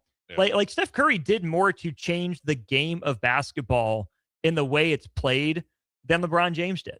And there's not a lot of people that can do that. Right. And now that's not to say LeBron didn't have an impact on the league, right? Because you think about the influx of those 3-and-D wings, the guys that, you would like to think would give you a credible chance of slowing LeBron down, right? Getting his way, kind of like young Kawhi Leonard, right? There's a reason that Apex wings came into style in the NBA. Yeah. It's because of the growth and development of LeBron James. Everyone was looking for that, whether it's Kawhi Leonard, whether it's Paul George, whether it's, Luka Doncic or Jason Tatum kind of in the newer era. That's all fine and well. Those guys didn't necessarily change the geometry of the court or the approach to the game the way that Steph Curry was able to take over the three-point mantle. The Spurs in 2013 and 14 had started shifting the game that way, a little more analytically friendly. They were the first team that really emphasized the corner three, the shortest three in basketball. But Steph Curry has had more influence on the game of basketball than anyone probably since Magic, maybe since Wilt. Yeah, I totally agree. And I think Curry changed the game, changed the rules, just changed the way that people kind of view basketball. Whereas LeBron more or less changed the game and extended what Jordan built. Yes. And to be honest with you, he probably exceeded Jordan in the sense of coming in with this amount of pressure and then not only living up to expectations, exceeding them. When Jordan came in, there still was guys that were still like bona fide snipers and scoring. Sure. And then early in his career, they're like, all right, now you got to take it over. And then he obviously he elevated, right? And I think the idea of what a all-time great player changed along with that. And it was actually via Magic. Sure. The true champion, right? Championships meant something. When Jordan was early in his career, what was he known for? That 63-point game, right? And scoring 30, right? And so that's what you're supposed to do. The Reggie Theuses and all those guys, they're going to light you up. Well, then it was like, hey, that's great, but you don't have any rings, right? You don't have any trophies. Right. Then that changed. And then that's where LeBron had to deal with it. And I know we have somebody here about Kobe. Kobe was more of a replica. And it was Kobe told you he wanted to be MJ. Right. He was upfront about that. Right. And when Kobe came in, the weight of the league wasn't on his shoulders. The weight Not even close. Yeah, the weight of the league was needed somebody to put on their shoulders, and LeBron answered it. Yeah. And more so than Kobe ever did, more so than Shaq ever did. I mean, the closest thing to LeBron was Bryce Harper. Oh, yeah. In baseball, in a lot of ways, right? Oh, yeah. Bryce Harper didn't get there. Bryce Harper's been pretty incredible baseball player. Right. He's no doubt Hall of Famer. He didn't do for baseball what LeBron did for basketball. Yeah, for sure. And it's amazing that he's been able to do it this long and has continued to obviously be successful. So that's where, just kind of whatever your weighting system is, it's different. And you could probably put Larry and Magic together because I think they changed the landscape of the NBA. Magic obviously being almost 6'10" and handling the ball like a guard. So hey, look, it's no different than like Wilt came in and Kareem and all those guys. You know, it's once in a lifetime. You're blessed to watch him. And Steph Curry, you know, where he's at right now, again, it's like LeBron and Steph. Once they're done playing, then you're like really like, dang, these dudes, like, why was I hating? Why was I? Yeah, and you really realize like how special they were. You know, along with Jordan and all those guys as well. Scott Lincoln says there are 1,000 Steph Currys out there, but there's only one Michael Jordan. I think you kind of misunderstand what we're getting at there, Scott. And I hope over the last 5 minutes it's kind of sunk in with what we were getting at, because you can't even say there are 1,000 Steph Currys. When you say that, you know, more people look like Steph Curry, more people could do what Steph Curry did, hypothetically, just because they're closer to him in size and in stature. Yeah. But how many guys have been Steph Curry size in the NBA before, and for whatever reason didn't do it? Right? Any NBA player can hit 50% of their threes in open gym, 60%, 70% on practice and in air. There's a reason there's only been one Steph Curry. Yeah. Because there's only one Steph Curry. Yeah. Yeah. I mean, it's what Steph Curry's been able to do solely on his own. And obviously he had Clay and all those guys, but being able to shoot threes and actually make them almost look like free throw. There's nowhere on the court that every time he shoots it, you expect him to make it. Mm-hmm. So there's a lot of people out there trying to imitate him. And it's all the way from third graders to like 67-year-olds that are playing.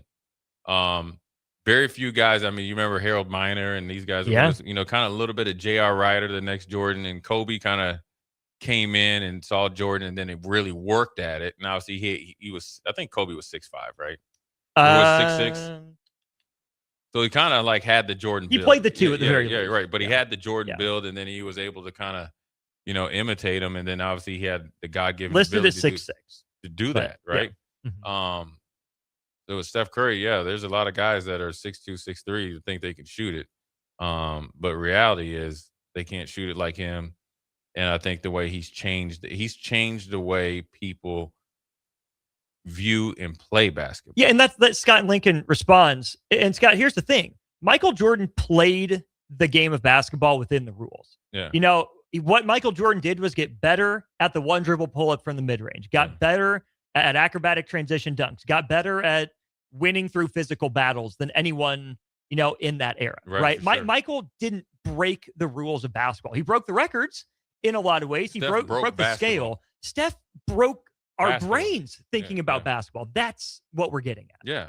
He's part of the problem. Trust me, Steph. All these gray hairs are because of you. I need some reparation, because you got people that think they are this man not. asked for reparations from Steph Curry. Curry, It'd be your own, coming for your own. I need some stock in Steph Curry LLC, man, because he broke basketball. And I don't know if it's necessarily Steph. I think it was actually Mark Jackson and Steve Kerr. Because before Mark, but Steph Curry had to take advantage of it. He did take advantage of it, but he still was shooting at that clip. Even you remember what he was doing in college now. Oh yeah. So Steph was he was about that. Without Mark Jackson, now Steph Curry, I think, would have still been an all-time great. It would have took him a little bit longer. Yeah. Because here's an example, Jay. I mean, if there are 1,000 Steph Currys walking around out there, what happened to Jimmer Fredette in the NBA? Yeah. Not the same. Yeah. And you play a little bit. I mean, Steph has tremendous amount of God-given ability. Oh yeah. And I think his best attribute is his work ethic and his attention to detail and his effort. And that's where he's really separated himself. Mm-hmm. You know, he's worked at his craft. He has his shot down to a science. He's a man of routine. It's monotonous. It's boring, but it's extremely effective. So I think he changed the NBA just like kind of Jordan changed the NBA. You know, you had the Jordan rules and he kind of lacked it, you know, loosened up a little bit because nobody wanted to see a 76-72 NBA Finals game, which was really, really good. So there's other people and entities that changed it. Steph Curry has changed it in its two different ways. I don't think people really saw, this is in Michael Jordan, they saw Dr. J, but they didn't see it on a national, which is the United States, and international level. You just heard about Dr. J. You got to think he was in the ABA and all that stuff with the different color ball, and you see it and just be, and you didn't have it, right? Jordan, even when he came to the league, though. Right, but he was a little older. Right. Mm-hmm. And you had other guys that could dunk, like, you know, David Thompson and all that. They are high flyers, but it wasn't on the international level. Wasn't from the free throw line, wasn't international, wasn't dunk contest against Dominique. Right. And what Jordan was able to do, he was doing something that nobody had ever seen. 6'6" from the free throw line, dunking on cats, acrobatic shots, the competitive edge, the flair, the corporate appeal, everything you wanted. Had a little bit of sense of humor, especially early in his, when he was really young. And then he grew the game, had the business sense, and then his shoe, which almost got stifled, right? Essentially, he had to bet on himself. Remember, they say, well, if you make $1 million in 4 years, we'll let you keep the shoe. And he beat it in like 4 months. Now he's, it's $1 billion brand. And a lot of it's the brand too. And he could have been a billionaire about 10 years earlier if he had listened to Kenny Rogers' advice. But I always say this: if they call you by one name, you've changed the game. Kobe, Shaq, all that. You changed the game. KD or KD's, two letters, but yeah, or Durant or whatever. You changed the game. Melo, Steph, you changed the game. Dirk, but Steph broke the game. He's actually broke the game to the point that people don't know how to play the game, and the ones that win actually play it like Jordan played in the playoffs. Yeah, but he's broken the game. He's broken it because they play different and it's not broken in the sense of he changed the way we think about the game. He changed the paradigm. He changed the geography. He took it from the mid-range era to the pace and space era. Outside of the 2007 Suns, the 7 seconds or less Suns, right, sped basketball up a little bit. LeBron was there, right? But that's still kind of early LeBron at that point. But Steph Curry changed the way we talk about basketball, the way we watch basketball, the way we train basketball. The way they evaluate basketball. Yeah. Can you play at the pace that he usually plays at? And not a lot of people can, because Jordan made the mid-range famous. LeBron has mid-range. Kobe has mid-range. KD is between Jordan and KD. They got to be elbow kings, right? Oh yeah, mid-range. Yeah, and Melo too had to Dirk and everybody. So really, Steph Curry came in and changed the game so much. All the beauty of what made the game beautiful. It was like, oh no, we're not going to do that anymore. We'll take our chances. Yeah, crazy. Steph's him, MJ's him, Bron's him. Can't really go wrong with any of those guys. Who's next? Ant-Man. But the Timberwolves drafted Ricky Rubio and Johnny Flynn. Not in the same year. Over Steph Curry. Thanks, Austin. Not to rub that in. All right, let's go to break. We'll talk some Husker baseball with Evan Bland momentarily.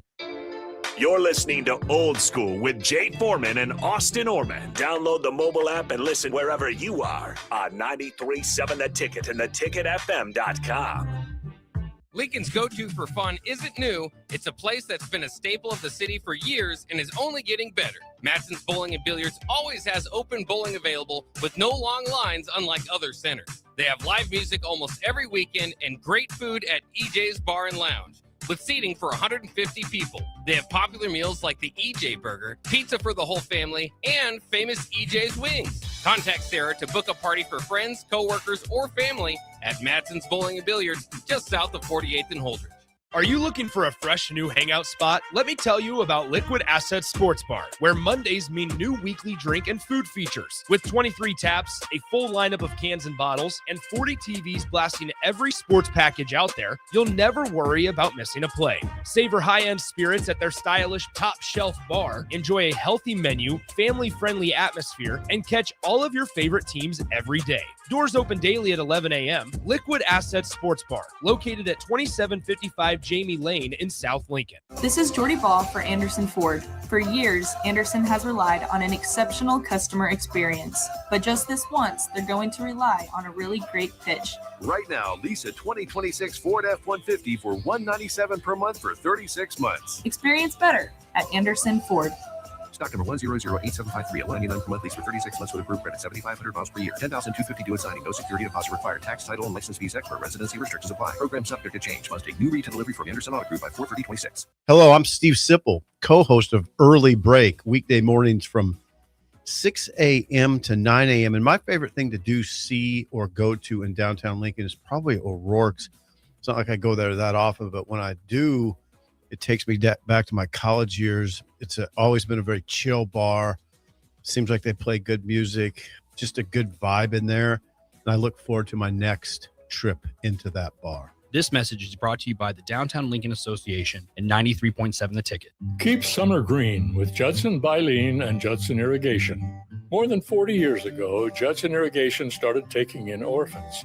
Lawn sprinkler systems installed by a quickie, cheapy summer job, install 'em and forget 'em outfit, long forgotten. Call Judson Irrigation. They'll never forget you. Keep summer green. Call Judson Irrigation 402-420-6277 or judsonirrigation.com. Nebco is hiring CDL drivers for Ready Mixed Concrete in Lincoln and Palmyra. Ready Mixed offers great pay, medical and retirement benefits, paid time off, and they cover the cost of CDL training. Apply with Ready Mixed Concrete today to be eligible for a $2,500 hiring bonus. From Nebco's beginning in 1908, it's the employees that have formed the company's solid foundation. Start your career today with Ready Mixed Concrete. Visit nebcoinc.com. That's NEBCOINC.com.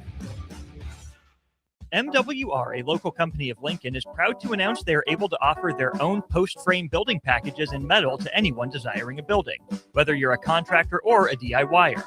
They can install your building as always, and they offer multiple different rib profiles and loads of color options, including the wood grain metal at great competitive prices. You can inquire at mwrbuildingandfence.com or just draw your desired building and submit it in their contact us page, and they'll get back to you.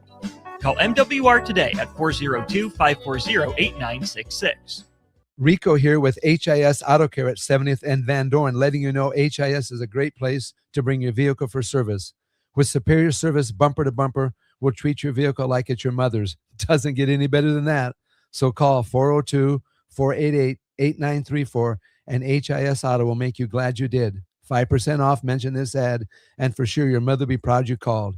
402-488-8934, HIS Auto Care, 70th and Van Dorn. God bless you.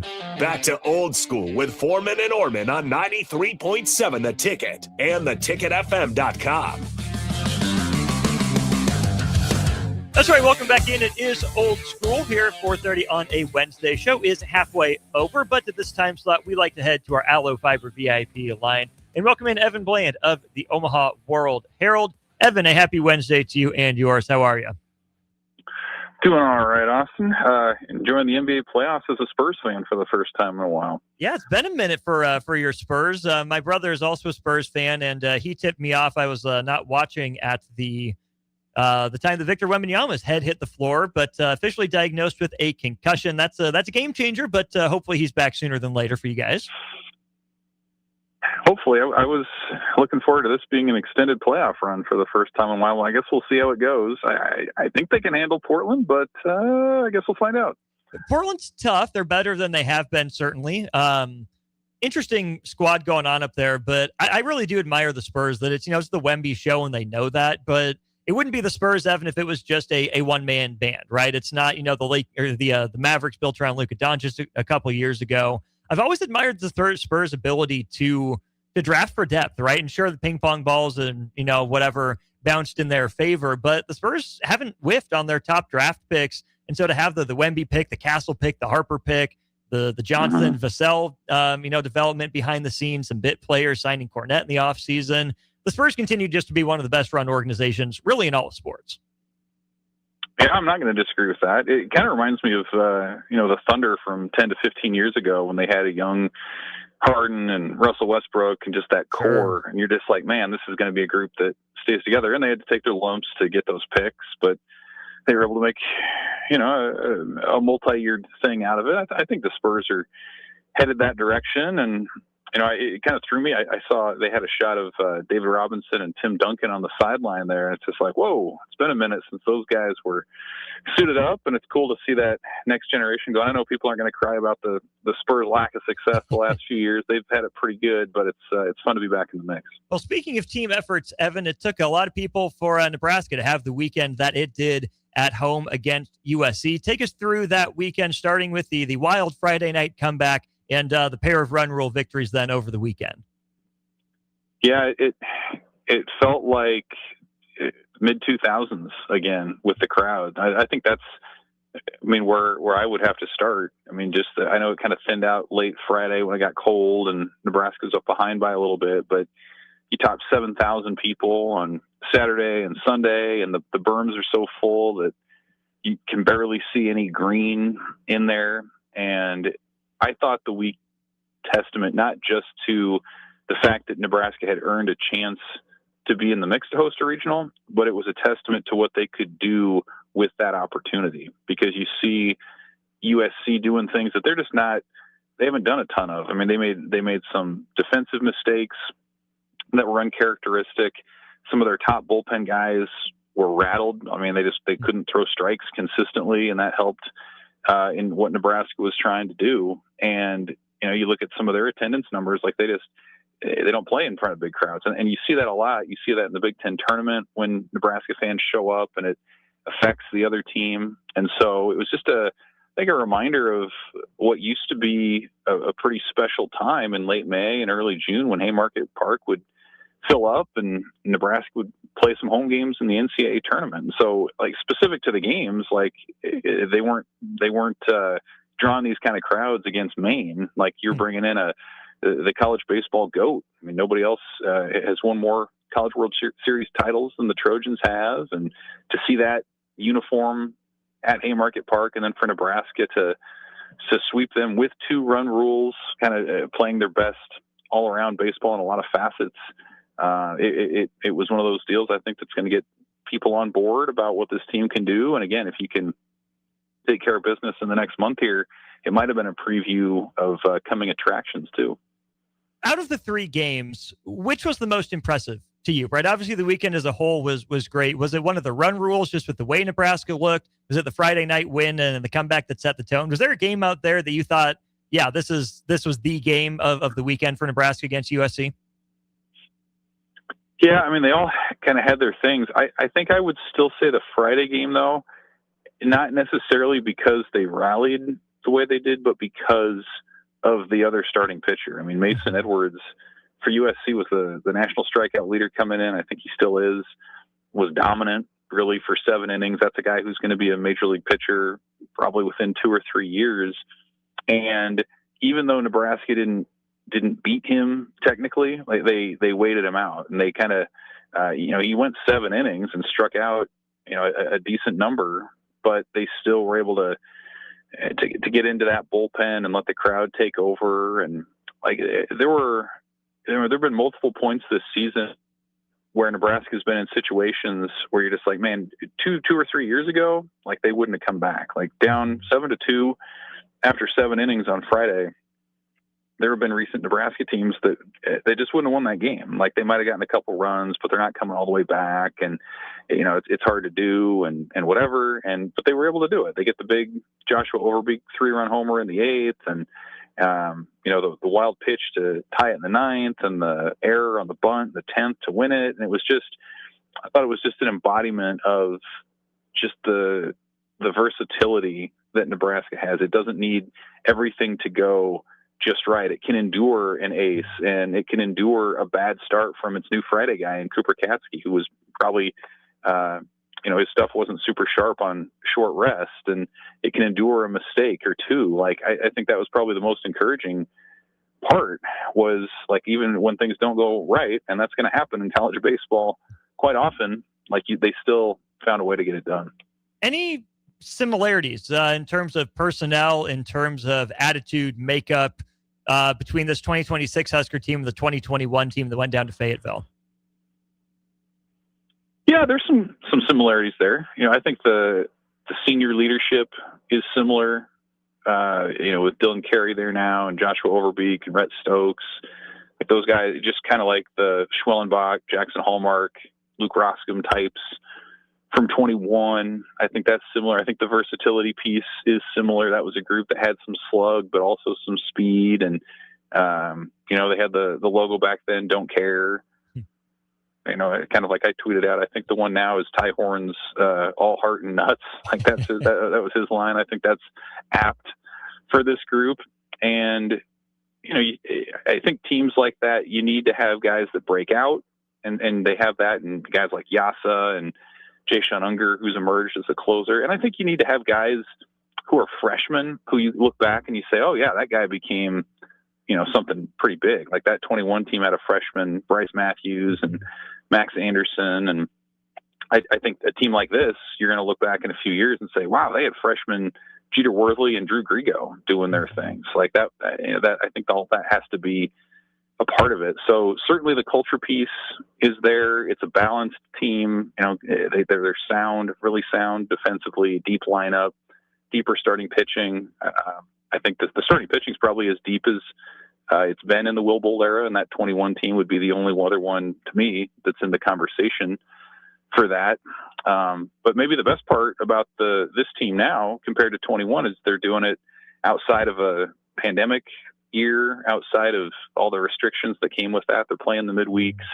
The fans are able to enjoy it and be part of it and show up in mass like they did last weekend. So, it kind of like we see in a lot of sports. We saw it in men's basketball. We saw it. We're seeing it in softball. We're seeing it in baseball, volleyball forever. Like once fans catch on that there's something special going on, they show up. And I think they certainly recognized that last weekend. We're talking with Evan Bland of the Omaha World Herald about Husker baseball. We'll get into that conversation in just a moment, Evan. But to last night's game briefly, Nebraska falls on the road to Kansas, another highly emotional charged game that Nebraska loses by a pair of runs. Does it seem, though, like Nebraska's lineup is pretty well settled? I mean, I know it seems like it's obvious, but we know the midweek is sometimes a chance to tinker, right? Get guys some looks. Your Fikes, your Freemans, Mike and Millers up and down the list. Is Nebraska in a spot where you think we see some more of that mixing and matching and, midweek days off in the next couple midweeks against Kansas State and Creighton, where Nebraska gets other guys some looks? Or are the stakes high enough for Nebraska with a regional bid within eyesight that Nebraska is going to keep running out weekend lineups on the midweek to keep the pedal to the metal? Yeah, I don't foresee too many changes to the lineup necessarily. I mean, Grigo and Wright's established now, Moyer in center. You've seen Buck in left. That's probably the one spot where you could see a little bit of tinkering. You could move him back to second whenever Will Jeske's able to get back out there in the outfield, recover from his hamstring. Rhett Stokes is sort of that super utility guy who can fill in anywhere. But certainly Overbeek and Carey have been mainstays on the left side of the infield, Sanderson. So, yeah, I mean, it's probably that left field spot, and it might be the DH. I think if you're Nebraska, you'd like to see a little bit of stability there, maybe somebody emerging at some point. Maybe Jeske stays there as he's working back from the hamstring. We've seen Worthley in that spot, Cole Kitchens at times, Max Butenbach has had his moments. So a lot of times they rotate that based on lefty-righty matchups and who's hotter and things like that. But that's probably the one area that you look at. But other than that, I mean, the infield's veteran, established. I think, center and right field's kind of the same. And yeah, I mean, you only have a couple of these left, right? At this point, you got Kansas State next week and you've got Creighton in Omaha after that. Otherwise, it's taking care of business on the weekend and then turning your attention to the postseason from there. So I think really, to me, it's more still about figuring out your bullpen and who you trust the most in this next month that you can then take into the postseason. We've seen a little of that with guys like Jalen Worthley, and obviously Ty Horn's shift into the bullpen has been a major development, but that to me is probably the more interesting spot in terms of those arms that catch fire here the next month that you're going to rely on in the most high leverage situations.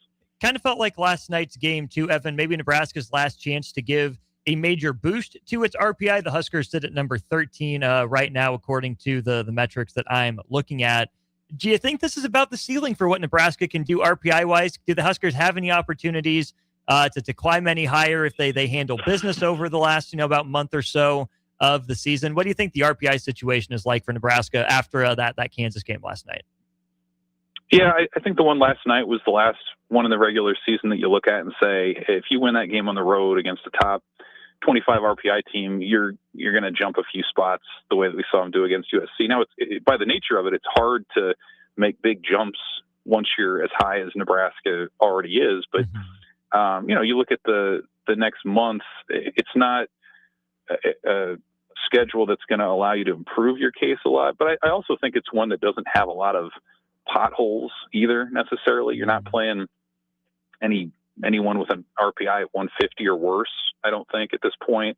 And a lot of those games are on the road. So, series at Minnesota, series at Ohio State, series at Illinois this weekend. Like, if you win those series, you're treading water, and that's fine for Nebraska. If you're top 15 in the RPI and you can maintain that, then that's great. And I mean, probably honestly, the series that could hurt them the most is that home series with Iowa. And I know, fans probably don't want to hear that after what happened with basketball and everything else, but that's a team that's been struggling, and you are punished more in the RPI if you lose those games at home. So that's that last home weekend that Nebraska is going to get at this point. But they've done most of the hard work. They've gotten through that last 2 weeks when you go to Oregon and USC, and you've played Kansas twice, which is, by the way, trending toward being a regional host itself. Like, you could see a scenario if Nebraska fades just a bit. You could see a scenario where Nebraska goes to Lawrence as a 2 seed in a regional. So, like, that's a possibility as well. But I think it sets up nicely. Certainly with what UCLA is doing, you're not necessarily talking about winning the Big Ten regular season, but you're certainly laser focused on hosting that regional. And, you keep taking care of business. I like their chances. What are their chances right now, if you had to handicap it, to host a regional at Hawks Field? I'd say slightly better than 50-50 at this point, quite honestly. And that's partly based on the schedule that we just broke down. I think that's partly based on the fact that this team seems to be internally motivated and like culturally motivated more than they are by the circumstances. And that's not to say that they don't want to host, because they've openly talked about it for a long time. But like, some of the challenges that this program's run into at times through the years is you go to a place like Illinois or Ohio State or Minnesota where you might see, 1,000 fans in the stands, and you kind of play down to that level. You play down to that atmosphere. And I think they've tended to show that like they're going to bring that juice with them. And that's sort of the requirement here in the next month. And just the versatility piece too. I mean, there have been teams where it's just like, hey, if you're not hitting a home run, you're probably not going to win. If you're not getting a quality start from your starting pitcher, you're probably not going to win. And they've just found ways to win when they play well, and they've found ways to win when they haven't. And so I think you combine all that with the fact that the NCAA selection committee likes to spread out its regional hosts a bit. I think it's appealing nationally for them to have a Lincoln regional and to see big crowds and a big brand like Nebraska hosting. I think you could potentially get the benefit of the doubt if it's a close sort of situation. So yeah, I would give them better than 50-50 at this point. You kind of led me into my next question. How much weight does the selection committee place on the RPI? We know that the net isn't the end all be all for, say, the basketball tournament selection committee, because I think I take this a couple ways, Evan. Obviously, the RPI, like you said, if Nebraska can keep it in the top 15, that goes a long way, but it's not necessarily 1 through 16 who get those hosting spots. And I think Nebraska is in an interesting position where, I mean, going 4-2 against USC and Oregon and having this buzz build with a month left in the regular season. On the one hand, I think it's great that Nebraska is having these conversations. It sets them up in really good position. There's a part of me, though, that, seeing Nebraska be a northern school and have a borderline, top 16 RPI makes me just wonder about the chances of some SEC or ACC team getting hot and leapfrogging Nebraska just because, hey, it's a warm weather school. They get more benefit of the doubt. Yeah. I mean, that is part of the plight of being a northern school. Like for this next month, from a national perspective, Nebraska is sort of out of sight, out of mind. I mean, the Oregon and the USC series were the ones that if you're a casual fan looking at the sport at large, like you point to that, that's not going to be the case down the stretch. If UCLA continues to do what it's doing, like there's not going to be a conference race for that top spot to necessarily pay attention to. So, I mean, to keep that attention sort of anecdotally, yeah, you're probably going to have to pick up a couple more sweeps, but the RPI is going to be an ally, I think, for Nebraska down the stretch, because you do look at the history of host sites related to RPI. It's not perfect, like you said. It's not 1 to 16 RPI get those top 16 national seeds, but I think most years it's 13 or 14 of those top 16 do, and you might see a team with an RPI of 20, or I think Arizona was the outlier last year. They had maybe an RPI of 24, something like that, with some extenuating circumstances that sometimes pop up on these things. But, there are a lot of teams to follow. And so for better or for worse, oftentimes what it does come down to, if you're looking at one number, is that RPI and maybe quad one wins, which Nebraska is doing well in, and you need that marquee series win. And that was why that USC series was so important. They didn't just win it, they swept it.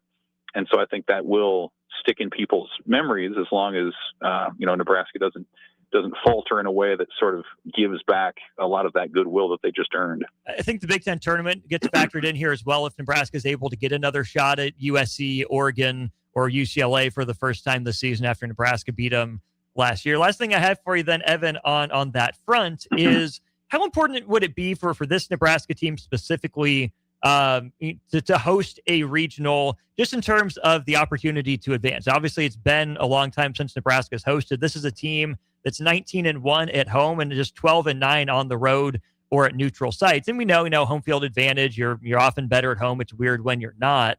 But, Nebraska's played some darn good teams on the road or at neutral sites, especially early in the season. Do you think hosting a regional would be especially important, for this Nebraska group? Or do you think this is a group that, has that, don't care mentality like you mentioned before, and they'll be able to take the show on the road to regionals if they don't end up as one of the top 16?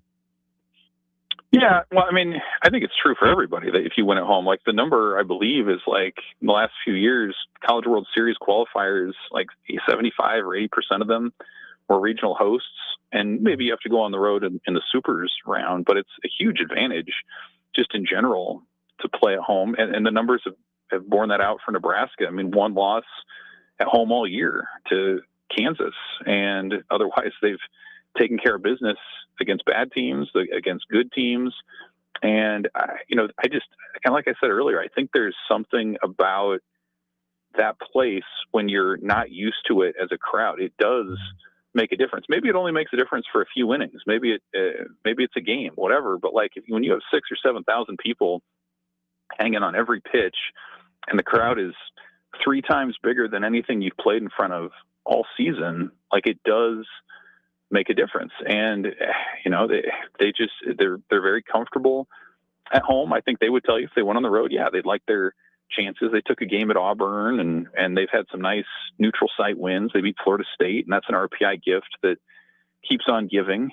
But yeah, I mean, the narrative for the program has been now for the last 2 decades, they haven't been outside the regional round since that 2005 College World Series trip. And they've had a couple hosts since then, 06 and 08, but mostly they've gone on the road, and it's been tough to even reach a regional final. So yeah, statistically, if you can take care of business down the stretch and get those home games, that could be that extra little thing that propels the team over the top. And then you're talking about just winning a series to get to Omaha. So it's a fine line. And I think that's why we keep talking about being a regional host, is just that importance of advancing past that first weekend. There you have it. A good look at the weekend that was for Husker baseball with Evan Bland of the Omaha World. Harold, give him a follow on Twitter, omaha.com, for all his work. Evan, as always, appreciate the chance to chat. Appreciate your insight. Have a good rest of your week. Thanks, Austin. See you. Evan Bland of the Omaha World Herald with us on our Allo Fiber VIP line. Allo Fiber, the official internet provider of your Nebraska Cornhuskers. We'll be back to put a bow on hour 2 of the show, brought to you by Graham Tire, right after this. Watch Old School live on Facebook, YouTube, or Twitch. Old School with Foreman and Orman on 93.7 The Ticket and theticketfm.com.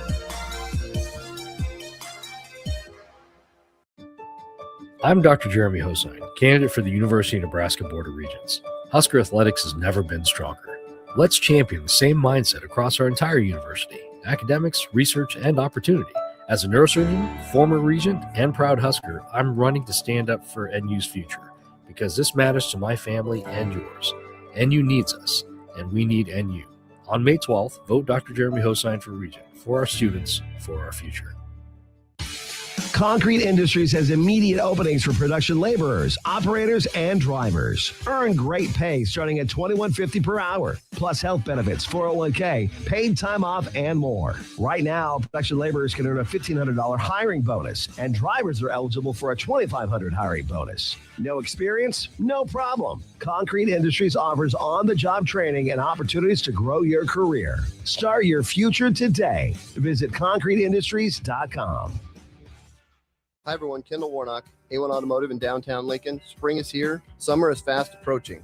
With weddings, vacations, and weekend getaways on your mind, do not let car issues prevent you from getting where you need to be. Car problems shouldn't be something that you put up with. Let us get you back on the road in comfort and safety. We diagnose all makes and models from Porsches to Hondas, Toyotas, and Chevrolets. We fix a variety of issues with all of them with our talented techs and our experienced staff. A1 Automotive at 11th and L, downtown Lincoln, always honest answers. Are you looking for an exciting new way to put your skills to work? Explore new career options in the fintech industry at Currency, a Sandhills global company. We offer full-time positions in financial sales, compliance, operations, and other fields. We also offer a 4.5-day work week, an attractive benefits package, and opportunities for advancement. Put your motivation to work and grow with us at Currency.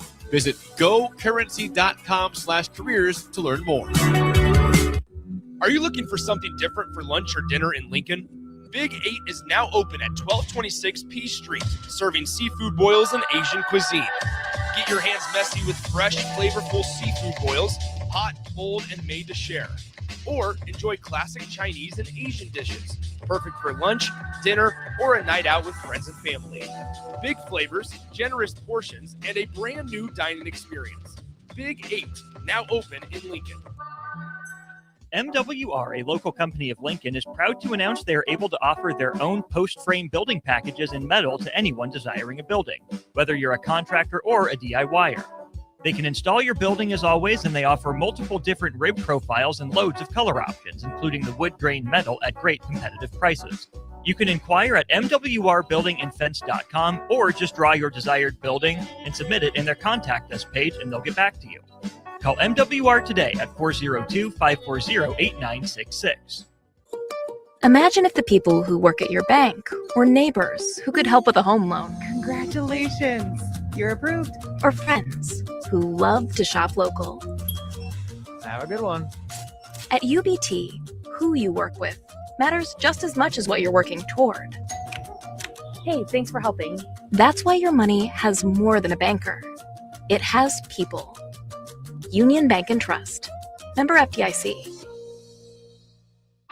If you're seeking a career with a growing company, Gaina Trucking and Excavating is hiring and looking for additions to their team.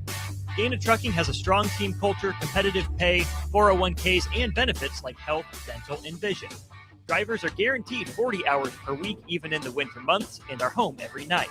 Start your career today at Gaina Trucking and Excavating. Apply today at gainatrucking.com.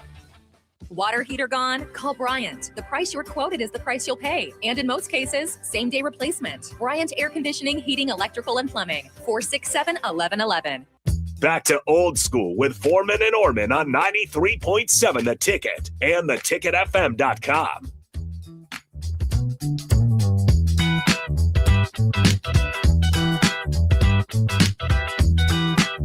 Welcome back in. It is indeed Old School. A big thank you to Evan Bland of the Omaha World Herald for his time breaking it down for Husker baseball with us. On the baseball front of things, Jay, the Kansas City Royals announced a new stadium within 10 days of the Huskers announcing a stadium. And I tweeted this out, and I'm going to lead with the second part of my tweet because I think it's important to get this out here first. I meme because I care. Have you seen the meme on Twitter? You know, if I had 2 nickels for every time.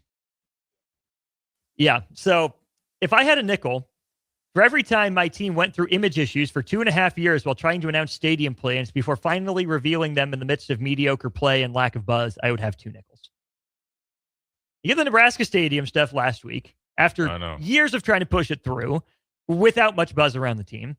And then the Royals, probably don't have a single toe left for the number of times they shot themselves in the foot with this whole stadium deal, which people saw coming, at least to some degree, when John Sherman took over ownership of the team. But you had the whole 24 season to get a good plan out there off the playoffs. You had last year, they make a run at the playoffs again. But you have to announce it now in the midst of a 7-16, I guess 8-16 after last night start. You had years to get it right, to game plan, to formulate. But they both drop when there's just a little lack of buzz. I just find it funny. And here's the thing. I like the renderings for both stadiums. Right. Memorial Stadium's going to look sick. It's going to be so cool. The Royals one I've been on board with for a while. I love me some Kauffman Stadium. Nothing wrong as far as I know with the stadium itself, but I've been a fan of the downtown stadium idea for a while. I was hoping it was going to be by the Power and Light district. Your boy likes himself some Power and Light, fun little area down there. It is. Instead, it's going by Crown Center, which I think is equally cool in a different sort of way. So I'm glad that both the Huskers and the Royals are getting this done. Huskers all privately funded, like we talked about, of course, up for a vote on Friday. Royals will be 2/3 privately funded. The $3 billion project, $1.9 billion coming from ownership and private investment, and then about $1.1 billion is what Missouri taxpayers will be on the hook for. But I'm glad they both have their plans. It seems like they're both going to get approved, given that we got a press conference notification for Friday after the meeting. I don't think they would have that on the books if they thought it wasn't going to pass for Nebraska. Royals already announced theirs. It seems like things are trending in the right direction. It's just so funny to me that with years of planning, it gets dropped into the middle of the quietest offseason in a long time for Nebraska football. And a complete downturn, just vibes killing start to the season for KC. Well, that brings back the positive vibes, though. I guess. I mean, there's no great time to say we're going to spend $600 million or billions, but the best time maybe is like when you're not doing so well, or when it's a quiet off season to spark up some conversation without McMurphy interviewing Scott Frost while he's running with the Bulls. Right. 6996 says these are multi-year projects. You can't wait until things turn around. But the point is, I think, how different do these announcements land if you land a new head football coach and you say, hey, we're upgrading our facilities with them? You know, if you're Trev Alberts, right? A lot easier or if you're the Royals, you're coming off the playoffs. Hey, we're about to sign Bobby Witt Jr., one of the, if not the, penultimate up-and-coming stars in Major League Baseball, to a contract extension. We're in Kansas City to stay. He's in Kansas City to stay. Here's a new stadium.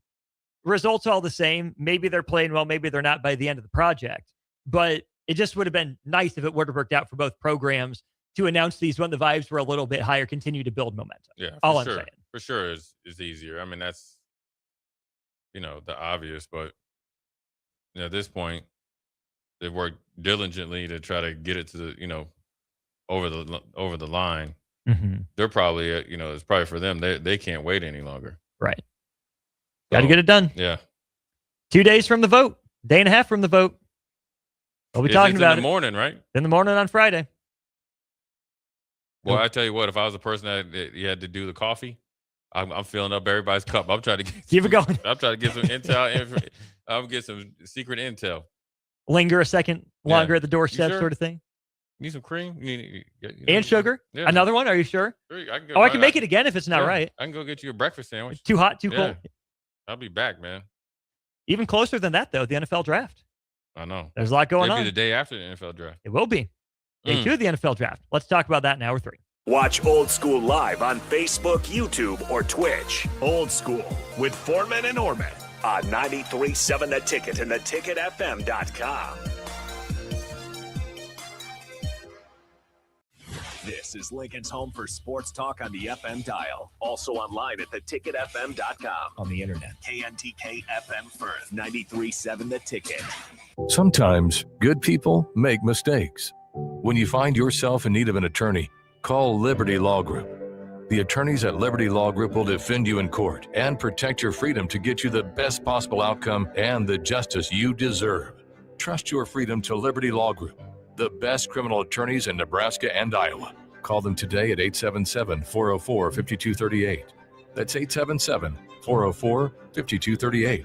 Or check them out online at libertylawgroup.com. Hi everyone, Kendall Warnock, A1 Automotive in downtown Lincoln. Spring is here. Summer is fast approaching.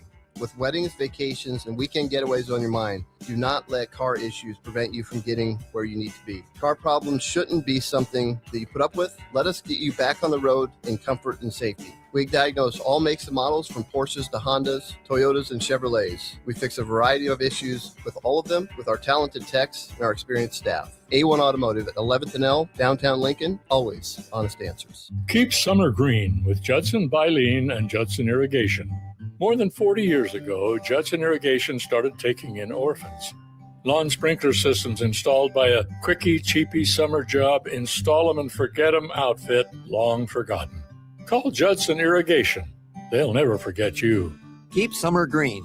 Call Judson Irrigation 402-420-6277 or judsonirrigation.com. Rick Heyman here from Sauter Heyman Jewelers. I want to personally thank our great customers for voting us once again the best of Lincoln. At the same time, we're celebrating our 120th year in business in the great state of Nebraska. You can count on Sauter Heyman for the very best quality, value, and customer service. When it comes to your jewelry needs, visit us at South Point, Grand Island, and the Outlet in downtown Lincoln. Visit us today at sauterheyman.com, and thank you for your continued trust after all these years.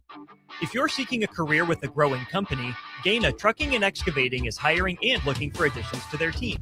Gaina Trucking has a strong team culture, competitive pay, 401ks, and benefits like health, dental, and vision. Drivers are guaranteed 40 hours per week, even in the winter months, and are home every night. Start your career today at Gaina Trucking and Excavating. Apply today at gainatrucking.com. When something breaks, you want someone you can trust to fix it right. Empire Repair is now open in Waverly and ready to serve our community with reliable auto repair and maintenance. From routine service to bigger repairs, our team is here to keep you on the road. Stop by Empire Repair in Waverly or call 402-786-2224 to schedule your service today. Empire Repair, proud to serve Waverly. Are you tired of living in pain? At Prairie Orthopedic and Plastic Surgery, they make it simple. From head to toe, spine to extremities, they've got you covered. Their multi-specialty team of experts in orthopedic surgery, plastic surgery, podiatry, physical therapy, and occupational therapy all work under one roof to get you back to living life pain-free. Don't wait another day. Visit prairie-ortho.com today or call them at 402-489-4700. Prairie Orthopedic and Plastic Surgery, where healing begins. Water heater gone? Call Bryant. The price you're quoted is the price you'll pay. And in most cases, same-day replacement. Bryant Air Conditioning, Heating, Electrical, and Plumbing. 467-1111. Are you looking for an exciting new way to put your skills to work? Explore new career options in the fintech industry at Currency, a Sandhills Global company. We offer full-time positions in financial sales, compliance, operations, and other fields. We also offer a 4.5-day work week, an attractive benefits package, and opportunities for advancement. Put your motivation to work and grow with us at Currency. Visit gocurrency.com/careers to learn more. Coming at you live from the heart of downtown Lincoln, this is Old School with Foreman and Orman. Nebraska Football Hall of Famer Jay Foreman. Here's Troy Detmer dropping straight back in the pocket. Rifles a pass. It was tipped. It's picked off by Foreman. He's at the 15, 10, 5. He'll score! Woo! Foreman got it, and it's touchdown Huskers. Black shirts, answer the call one more time. And Austin Orman. Old School with Foreman and Orman is sponsored by Graham Tire Company of Lincoln. Your tire store next door with 4 Lincoln locations.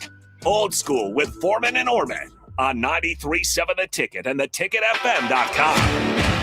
What up, Hour 3, Jay Foreman, Austin Norman on this windy Wednesday. We're Old School coming at you live in effect, 1040 O Street at The Ticket. We were brought to you by Graham Tire.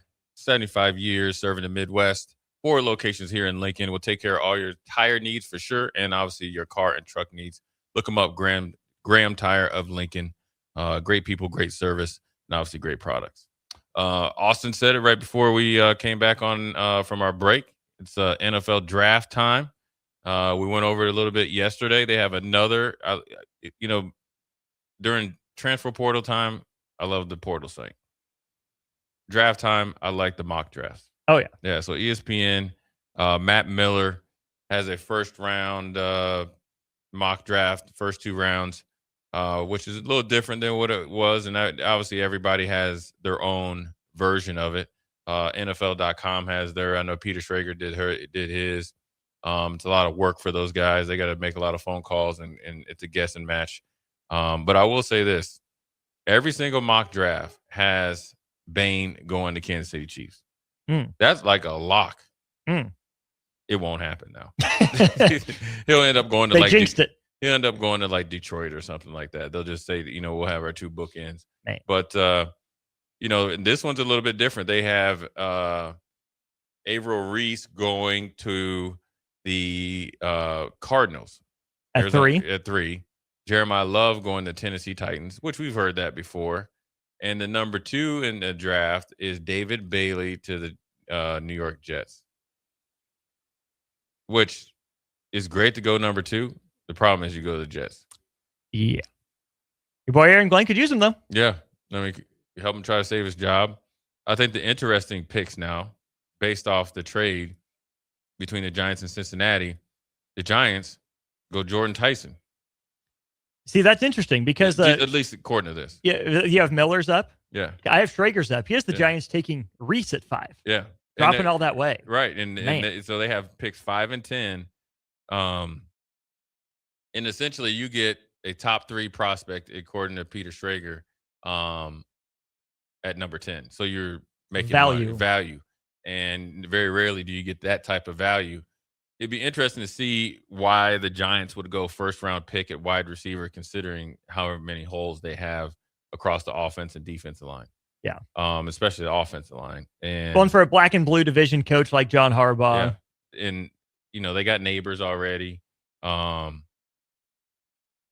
can see why they picked Tyson. I think he's the it guy now. I think there was a couple of workouts. I think they had his personal workout when he was on his own, kind of running routes. And obviously that just, sends all these scouts over the edge. I mean, you got a lot of money or would have a lot of draft capital in that wide receiver room. Mm-hmm. A lot. For a quarterback that's probably going to run his way out of the league in 3 years. Yeah. And then he gets his little, frat brother bro back. I don't know. It's just interesting to see, who goes where, what these guys, a lot of them go off what they hear, and they have some scout friends that they call. A lot of times the scouts that they're talking to, unless it's somebody that's been around for a while, don't make the decision. GMs aren't going to play their hand. GMs do a lot of planting now. So if they want to get something out there or try to really change the flow of the draft or what people think that's going to go in the draft, you go through somebody like Adam Schefter or somebody like that to really sway, where, a team might jump up and trade with you. So then you accumulate picks and you have no intention on drafting, a player at that position. So it'll be interesting. I think the Giants and what they do is going to really dictate the flow of this draft. You have 2 first-round picks in the first 10 picks. Do you trade down and accumulate picks, trade out of the highest number 5 and keep 10, trade both for potentially a superstar player or just a plethora of picks?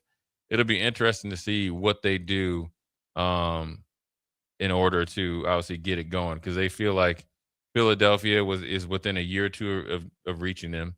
Dallas is Dallas, and the Commanders are the Commanders. And so if I'm Harbaugh coming in, Super Bowl winning coach, he knows that you can't do 2 years of kind of just being mediocre. Right. You got to win, show a really glimpse of winning right now and be on the winning move come year 2. 2 high-value picks for the Giants have a chance to go a long way. For a team that I think has more talent in it than the record showed, at least potentially, right? Now, they need some help on offense. The edge rusher situation, we'll see. With Dexter Lawrence being gone, just how big of an impact that'll have on those guys, right? Football watchers know just how important it is to have that space eater in the middle, especially one that can get after the passer, right? So I'm not against more defensive help from them. I think it's interesting that they're making their bed with Jackson Dart. Not necessarily the way I would have gone last year, but here they are. It's too late now. So if you're the Giants, these 2 picks have to hit. And by hit, I mean probably be good this year, to make you feel like really you're trending good. in the right direction. Better than the ones you got. Absolutely. Yeah. And you need a kind of a bounce back year from neighbors in some ways. So I think the Giants are in a really interesting position. I'll go a little bit before you, though, Jay, in terms of the swing team, but really the swing player. It's Jeremiah Love, because I think we talked a little bit about that yesterday. A little bit, but I'm going to go the other angle here, because you could convince me that the Kubiak LaFleur, system, whatever that Mike LaFleur is going to run in Arizona needs a stud running back. You could also tell me they can find a guy, Shanahan style, even the second, third round, fourth round, and make it work. Not this year though. Tennessee though, right after them at number 4. They're looking for their Derrick Henry replacement. I know he's been gone for a while now. They've had an okay, not great kind of running game, how much does Brian Dable rely on the running game? Right now that he's offensive coordinator, Buffalo's run game had been pretty hit or miss, before James Cook really established himself. Would Tennessee think that, okay, this is what we need to support our young quarterback, is the best, running back available in the draft? I don't know how you like Jeremiah Love compared to Ashton Jenney last year, or some of the other, highly rated running backs in the last 5 or 10 years. But I think seeing where Jeremiah Love goes, if those two teams say, hey, we think this is a foundational player for us, or if Arizona says, you know what, we can trade back and take our chances and get another pick or two because we have more holes to fill and more pressing positions. I think Jeremiah Love and how those two teams view him is another early inflection point in the draft before you see what the Giants do with 5 and 10. And also, I think it's going to be indicative of pretty much how much does Tennessee and the new coaching staff view Cam Ward as a franchise quarterback. Because if you're a franchise quarterback, you feel he's a franchise quarterback.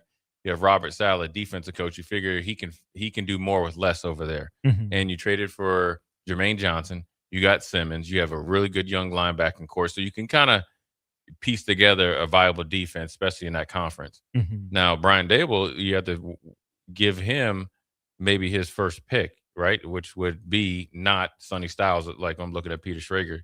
It would be Jeremiah Love, which then would allow you to call Arizona up and swap picks. They can get a Sonny Styles or a Reese or whatever as a defensive player. Tennessee gets the running back because it's. But is it worth giving up an extra pick for that? Tennessee? Yeah. Depends on the conversations between Dable. What Dable needs in order to have not just what he did with Josh Allen, more importantly, what we did with your boy Daniel Jones in that year that they went to the playoffs. Yeah. That's what you're wanting to do in your second year. You want instant success to make everybody understand and believe that Cam Ward, your franchise quarterback. With Daniel Jones, it was essentially we did everything through and around Saquon. Mm-hmm. You can do that with Jeremiah Love. Obviously, he's not Saquon, but the big play ability, right, for him to be able to take it to the crib. He can catch out of the backfield. He's big enough to run in between the tackles. He's a problem out in space. If you believe in him that much. I don't know if I would do that for Jeremiah. I think Jeremiah Love is going to be a really good pro. I do think he's a first-round pick. Number 3 is hard because I saw Saquon do some things that I haven't seen anybody do in a long, long time. Yeah. And he still has been doing it. Mm-hmm. And then you do the positional value. But I will tell you this. Really one of the main reasons probably Emmett came out, it's a weak running back class. Last year was not. Mm-hmm. So supply and demand. So that then boosts up your top end guys, which would be Jeremiah Love. The Tennessee Titans it's interesting because they have 2 big issues. It's either you try to trade up and get the running back, and then what Ohio State linebacker do you pick? Mm-hmm. Me, I'm going Arvell Reese. That's me. Tend to agree. But if I'm really forced to take Sonny Styles, that's great too. 2 of them, both of them are going to be great. Yeah. I think Arvell Reese gives you something that nobody really in the draft can give you, and he hasn't even scratched the surface.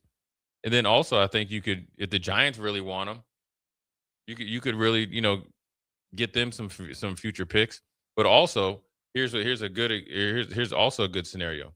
If the Giants feel like they want Arvell Reese, and just for some form or fashion, let's just say Arizona takes Sonny Styles, and Tennessee, floats it out there, they might take Arvell Reese. The Giants really want him, right? They don't need a running back. Mm-hmm. You get the Giants trade up, right? And you might not get give away a pick, but you get Kayvon Thibodeau. You give Tennessee Kayvon Thibodeau. Ooh. He's on the trading block. Interesting. Because of Burns and Abdul Carter. Interesting. Those are your 2 bookends now. Yeah. They just re-up Burns like a year or 2. Yeah. And Kayvon Thibodeau has not performed well. He had that one really good year, and you think of the upside. Now he has the name, right? There's a lot of free agents that got paid off of the potential and the name or 1 year. He didn't play well last year, so he's. But if you're Tennessee, would you rather have the change of scenery guy, or would you rather take your own bite at the apple? I'd rather take my own bite at the apple. I'm just saying this is a scenario where the Giants could really move and make money. The problem is that Robert Saleh brought in somebody that he knows, that's trained, that's been successful in Jermaine Johnson. So that kind of nullifies that. I love the idea. A lot of these conversations are going to be on there, but you got to think the Giants, I don't think they're switching to a 3-4, but I think the Giants, like for them to be going defense this early or offense this early with Spencer Fano and these other offensive linemen, like blue chip, guys that are really day one starters. I mean, crazy to me. Because what John Harbaugh likes to do is run the ball, be physical, control the clock, dynamic quarterback. It'd be hard for me to see them either taking the receiver or going on defense, considering he has a young defensive coordinator too coming with him, but he wants to build that offense and defensive line. I don't think it would take both first rounders to move up one spot. No, you have to hold on to number 10. Yeah. If you just flip flop it at 4 and 5 or at 3 and 5. I'd almost rather pick at 10. That's what I'm saying, because if Tyson's your guy, he ought to still be there. Yeah, Tyson. Right? Are you worried about the Chiefs taking Tyson? Probably not. Are you worried about New Orleans taking him? They have so many other holes that I doubt that they'll want to do that. You're probably safe at 10 with a bunch of good options, whether it's a Tyson, a Carnell Tate, whatever. Or Lemon, right? whatever. I mean, you got a ton of receivers. That's why I would actually try to trade out of that 5, that somebody that's desperate, that wants, whether it's Arvell Reese or it's Styles or whether it's Fano, whoever kind of jumps up there. I'm trying to trade back, and maybe if I could, say, what if you go up with 5, give up a draft pick to do it, and then you trade down from 10 and pick up a draft pick in a similar range? Yeah. I mean, you're trying to accumulate your first round picks or first round worthy prospects in order to infuse some, obviously, youth into the team, but obviously a team that you can build and obviously, mature into, a conference or division winning champion. I mean, because when you look at it, even guys like Omar Cooper Jr. from Indiana, phenomenal prospect, a guy that actually probably fits Harbaugh more than maybe Tyson. Big, physical, NFC East type of receiver. Ball skills. Can play him inside if you have to. Play him inside, can still get over the top, but he's a big physical dude. And you know exactly how he's been coached. He's day one game ready starter, and he'll come in and compete.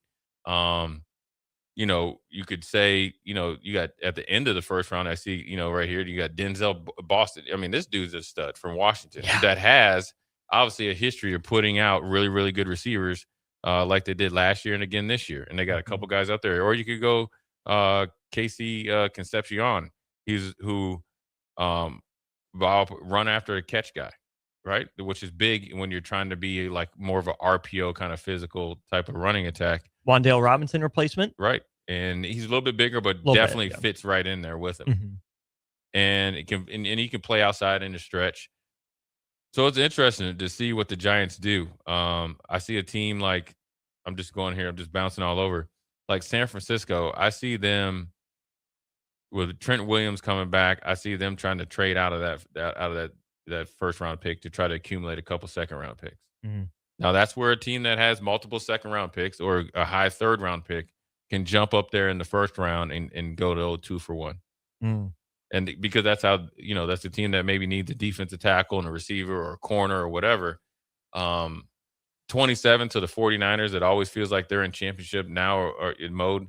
They're trying to get high value picks at a little bit cheaper price to continue along the process of building that team for the short term and long term. Team like Buffalo, I see they're getting Peter Woods. What do you want to see Buffalo do? They got to get defense. Ed Oliver's good. You see it in the playoffs. I think they need to really, ideally, I would like to see Styles or Reese go to Buffalo. They don't have the draft capital to get up there from 26 all the way up there.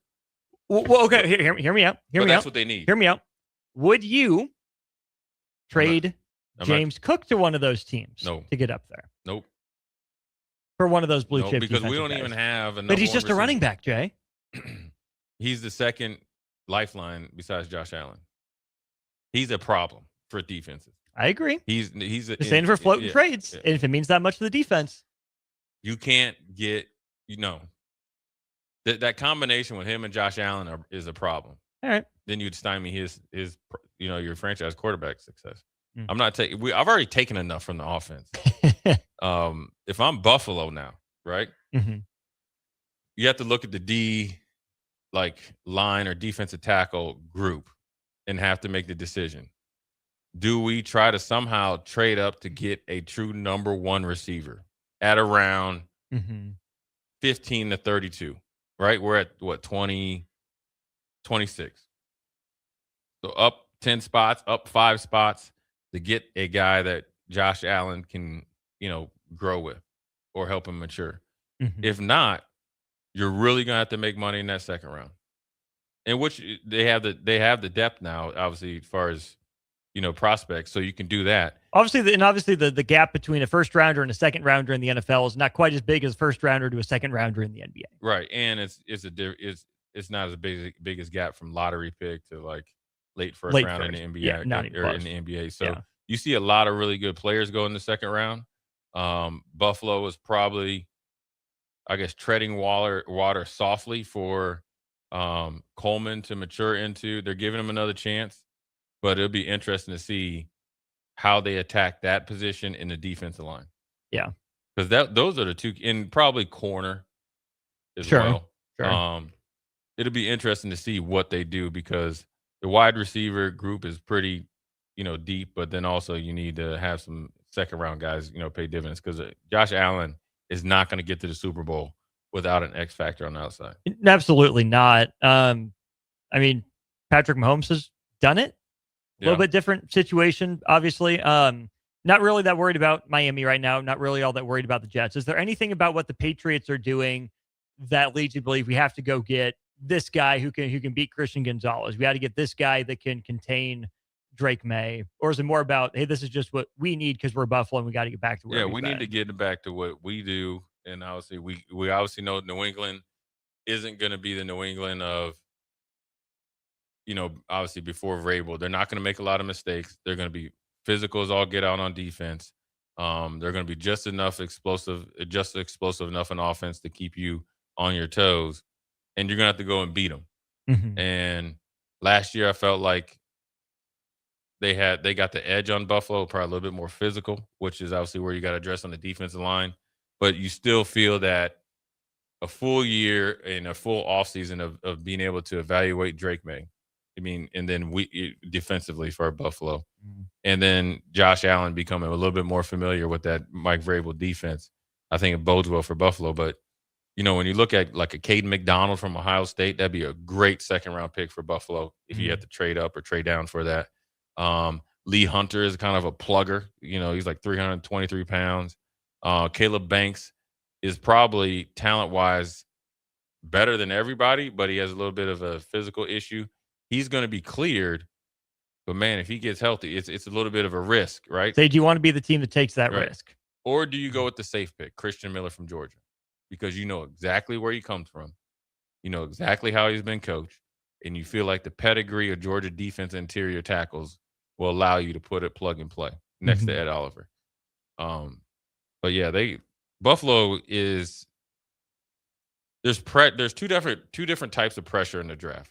One, to draft to get the good feelings around your organization, your coaching staff, and your team that you're building for the future. Mm-hmm. The other one is, and the Chiefs is facing this a little bit, Detroit's facing this, Buffalo's facing this.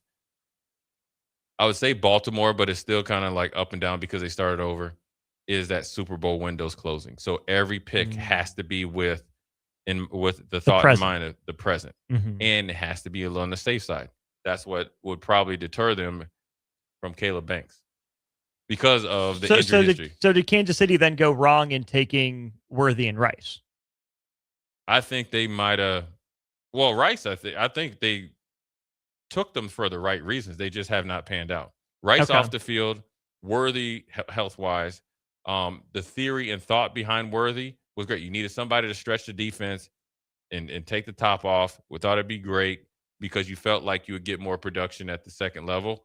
Well, then you saw that Travis Kelce had a little bit of a down year, right? Yeah. Then you thought Hollywood would come the next year and provided mentorship. Yeah. Didn't get that. You expected a big season and seasons out of Rice, off the field issues, and got hurt. But you saw an uptick in him late in the season. So they got to get it all together, and then they'll feel like they'll be just fine. But sometimes you get so used to 15 doing what he does that you actually kind of gloss over how you evaluate your roster of these guys and how good they are or what they can do. Because like, oh yeah. We'll draft it. If it doesn't work out, we still got 15. Sure. Oh, okay. Well, then we'll just give it to Kelce. You know what I'm saying? Well, then Kelce kind of aged a little bit. 15 kind of got banged up some.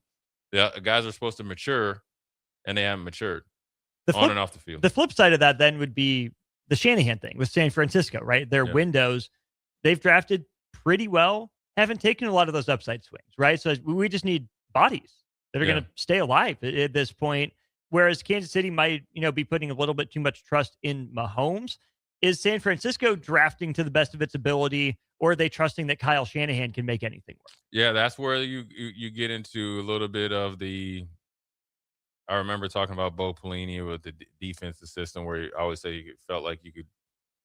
I was talking about the difference between a system and a scheme. Yeah, and the schemes are like I could go to 11 people walking down O Street and just kind of go where I tell you to go. It'll work out, and that's what they kind of been living and dying on, along with Christian McCaffrey, along with Trent Williams. But we've seen as they've had departures on the offensive line, a little bit of a long injury list. George Kittle is going to be out for probably at least half the season, maybe 3/4 of the season or the whole season, that the 49ers in their inside-outside zone, bootleg, half-roll type of offense is not as effective. And so this is where they have to draft. That this is the pressure for them. You got to draft to extend the window because you finally just paid Brock Purdy. Yeah. So you got to make do on that. And then when you look at their team, Ricky Pearsall, they got Mike Evans. Obviously, he's just one and done. And then you got Christian Kirk. That doesn't do anything. So now the pressure is on Ricky Pearsall to really be effective this year because that's what you had at times with Ayuk when he was, mind was right, I guess, or whatever. Yeah, right. And then you had a really good year last year from Jennings. Yeah. Right. So, but he's best as a third down, third option kind of guy. And he stepped up to the plate and played well for him. Yeah. But you trust it again. I was about to say, you can't depend on that. Right. The best version of him is him playing at that maximum last year in his best role fit for him. Yeah. Right. And so when you look at it, this is it, man. As far as the defense goes, I know you got Fred Warner, you got Greenlaw coming back. Mikael Williams, I think, is a good prospect, but now he's learning another position. He went from essentially a defensive end. Now he's going to outside linebacker. Then when you look at their defensive line, interior defensive line, they struck out there for years. And so that's what affected their defense because their defense was so stifling, and then they wear you on an offense. And so they're getting it from both ways, and they're drafting to keep it open. Yeah. And their right tackle is suspect at best. At best. And it's not an evaluation because not quite a revolving door, but certainly a sliding one. Oh yeah, for sure. He's an electric one. Automated. Right? Yeah, he's like Obi-Wan Kenobi, or not Obi, or just open it up. And and sometimes people get unjustly evaluated because you have a really good player playing the opposite tackle. No, right tackle for San Francisco is a problem. Yeah. So they have to address that when you have a quarterback, and then obviously everything else. So we'll take a quick break, come back. We'll answer your text, and then we'll dive into a little bit more draft, a little bit update on Emmett Johnson, see where he could go. Jay Foreman, Austin Orman, we'll be right back. You're listening to Old School with Jay Foreman and Austin Orman. Download the mobile app and listen wherever you are on 93.7 The Ticket and theticketfm.com. Seems like just the other day, I was building my first house. I've seen many changes to our building market in Lincoln. It's been a fun road. Bob Benish is the founder and president of Aspen Builders, online at aspenbuildersinc.com. We hear this a lot where I don't want to live in a cookie cutter home. Well, let's come up with some answers on what we're going to build, where we're going to build it, and what it's going to cost. One thing that we started doing early on was we started building neighborhoods. I'm a firm believer in character in your street and in your neighborhood. I like choice. I like variation. I like maybe something a little bit different in a neighborhood that you don't see in every neighborhood. I think it's great to have choices, its uniqueness, and I think that's what gives a neighborhood character. And I think that's what we've done over the years. Make your dream home a reality and call Aspen Builders at 423-6811. Online at aspenbuildersinc.com. Your home is waiting at Aspen Builders. Lincoln's go-to for fun isn't new. It's a place that's been a staple of the city for years and is only getting better. Matson's Bowling and Billiards always has open bowling available with no long lines, unlike other centers. They have live music almost every weekend and great food at EJ's Bar and Lounge, with seating for 150 people. They have popular meals like the EJ Burger, pizza for the whole family, and famous EJ's Wings. Contact Sarah to book a party for friends, coworkers, or family at Matson's Bowling and Billiards, just south of 48th and Holdridge. Are you looking for a fresh new hangout spot? Let me tell you about Liquid Assets Sports Bar, where Mondays mean new weekly drink and food features. With 23 taps, a full lineup of cans and bottles, and 40 TVs blasting every sports package out there, you'll never worry about missing a play. Savor high-end spirits at their stylish top-shelf bar, enjoy a healthy menu, family-friendly atmosphere, and catch all of your favorite teams every day. Doors open daily at 11 a.m. Liquid Assets Sports Bar, located at 2755 Jamie Lane in South Lincoln. This is Jordy Ball for Anderson Ford. For years, Anderson has relied on an exceptional customer experience. But just this once, they're going to rely on a really great pitch. Right now, lease a 2026 Ford F-150 for $197 per month for 36 months. Experience better at Anderson Ford. Stock number 1008753, allowing $99 per month lease for 36 months with approved credit, 7,500 miles per year, 10,252 at signing, no security deposit required, tax, title, and license fees extra, residency restrictions apply. Program subject to change. Must take new retail delivery from Anderson Auto Group by 4/30/26. Hello, I'm Steve Sipple, co-host of Early Break, weekday mornings from 6 a.m. to 9 a.m. And my favorite thing to do, see, or go to in downtown Lincoln is probably O'Rourke's. It's not like I go there that often, but when I do, it takes me back to my college years. It's always been a very chill bar. Seems like they play good music, just a good vibe in there. And I look forward to my next trip into that bar. This message is brought to you by the Downtown Lincoln Association and 93.7 The Ticket. Keep summer green with Judson Bylene and Judson Irrigation. More than 40 years ago, Judson Irrigation started taking in orphans. Lawn sprinkler systems installed by a quickie, cheapy summer job, install them and forget them outfit, long forgotten. Call Judson Irrigation. They'll never forget you. Keep summer green.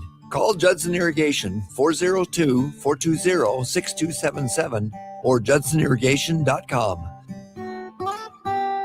93.7 The Ticket, Fox, KFXL weather. Sponsored by John Henry's Plumbing, Heating, and Air Conditioning. Your Lincoln forecast for today, we'll see mostly sunny skies. It'll be breezy with an afternoon high near 84. Tonight, increasing cloud cover, continued breeze, the low around 61. And tomorrow, a chance of showers and storms, especially in the afternoon. Otherwise, partly sunny with the high near 78. I'm meteorologist Kyle Clucker for 93.7 The Ticket and ticketfm.com. Things that impair you come in many different shapes and sizes. Some are the shape of beer and liquor bottles. Others look like cigarettes but aren't cigarettes at all. These are the things we know impair us, the things our parents warned us about. What we're not always aware of is our new prescription or the over-the-counter medicine we picked up just for allergies or a bad cold. See, it doesn't just matter how much of a substance you take. If you are impaired, driving is deceptively dangerous. Don't drive impaired. Paid for by the NDOT Highway Safety Office. Nevco is hiring CDL drivers for Ready Mixed Concrete in Lincoln and Palmyra. Ready Mixed offers great pay, medical and retirement benefits, paid time off, and they cover the cost of CDL training. Apply with Ready Mixed Concrete today to be eligible for a $2,500 hiring bonus. From Nevco's beginning in 1908, it's the employees that have formed the company's solid foundation. Start your career today with Ready Mixed Concrete. Visit NevcoInc.com. That's NEBCOINC.com. MWR, a local company of Lincoln, is proud to announce they are able to offer their own post-frame building packages in metal to anyone desiring a building, whether you're a contractor or a DIYer. They can install your building as always, and they offer multiple different rib profiles and loads of color options, including the wood grain metal at great competitive prices. You can inquire at mwrbuildingandfence.com or just draw your desired building and submit it in their contact us page, and they'll get back to you. Call MWR today at 402-540-8966. Rico here with HIS Auto Care at 70th and Van Dorn, letting you know HIS is a great place to bring your vehicle for service. With superior service bumper to bumper, we'll treat your vehicle like it's your mother's. Doesn't get any better than that. So call 402-488-8934 and HIS Auto will make you glad you did. 5% off, mention this ad, and for sure your mother will be proud you called. 402-488-8934, HIS Auto Care, 70th and Van Dorn. God bless you. Back to Old School with Foreman and Orman on 93.7 The Ticket and theticketfm.com.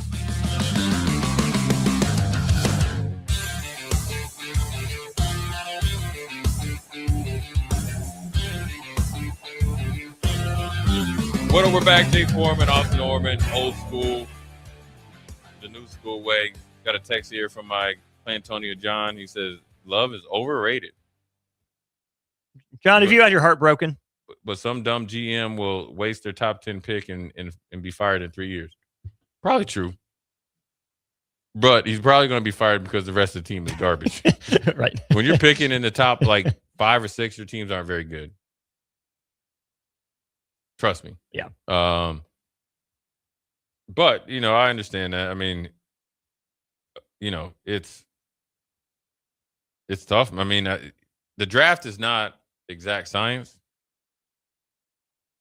But I also think there's a lot of the draft that's done on potential. Oh, yeah. Mm-hmm. And the idea. And this team had this guy that was really good.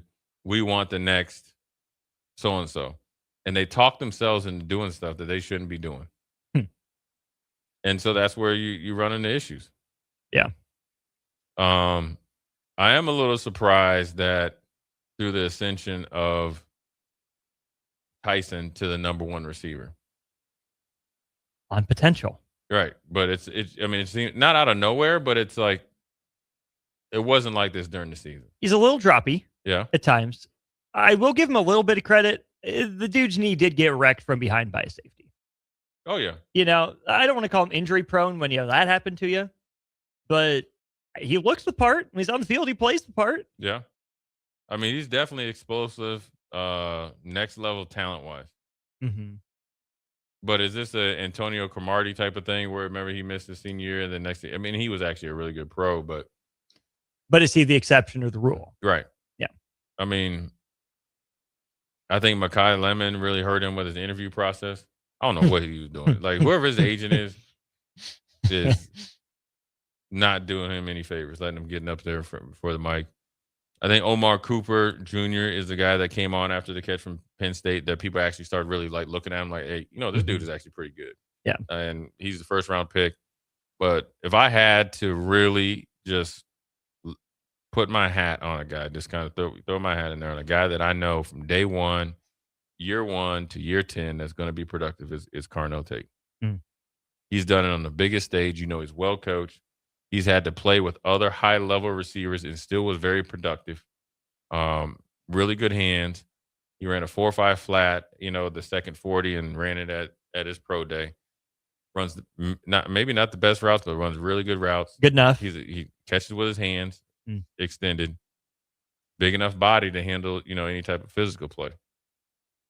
Versus, Tyson's potential. Lemon is you need some more effort, right? Day in and day out. But I think, like he's worthy of being up there if you just take him to play.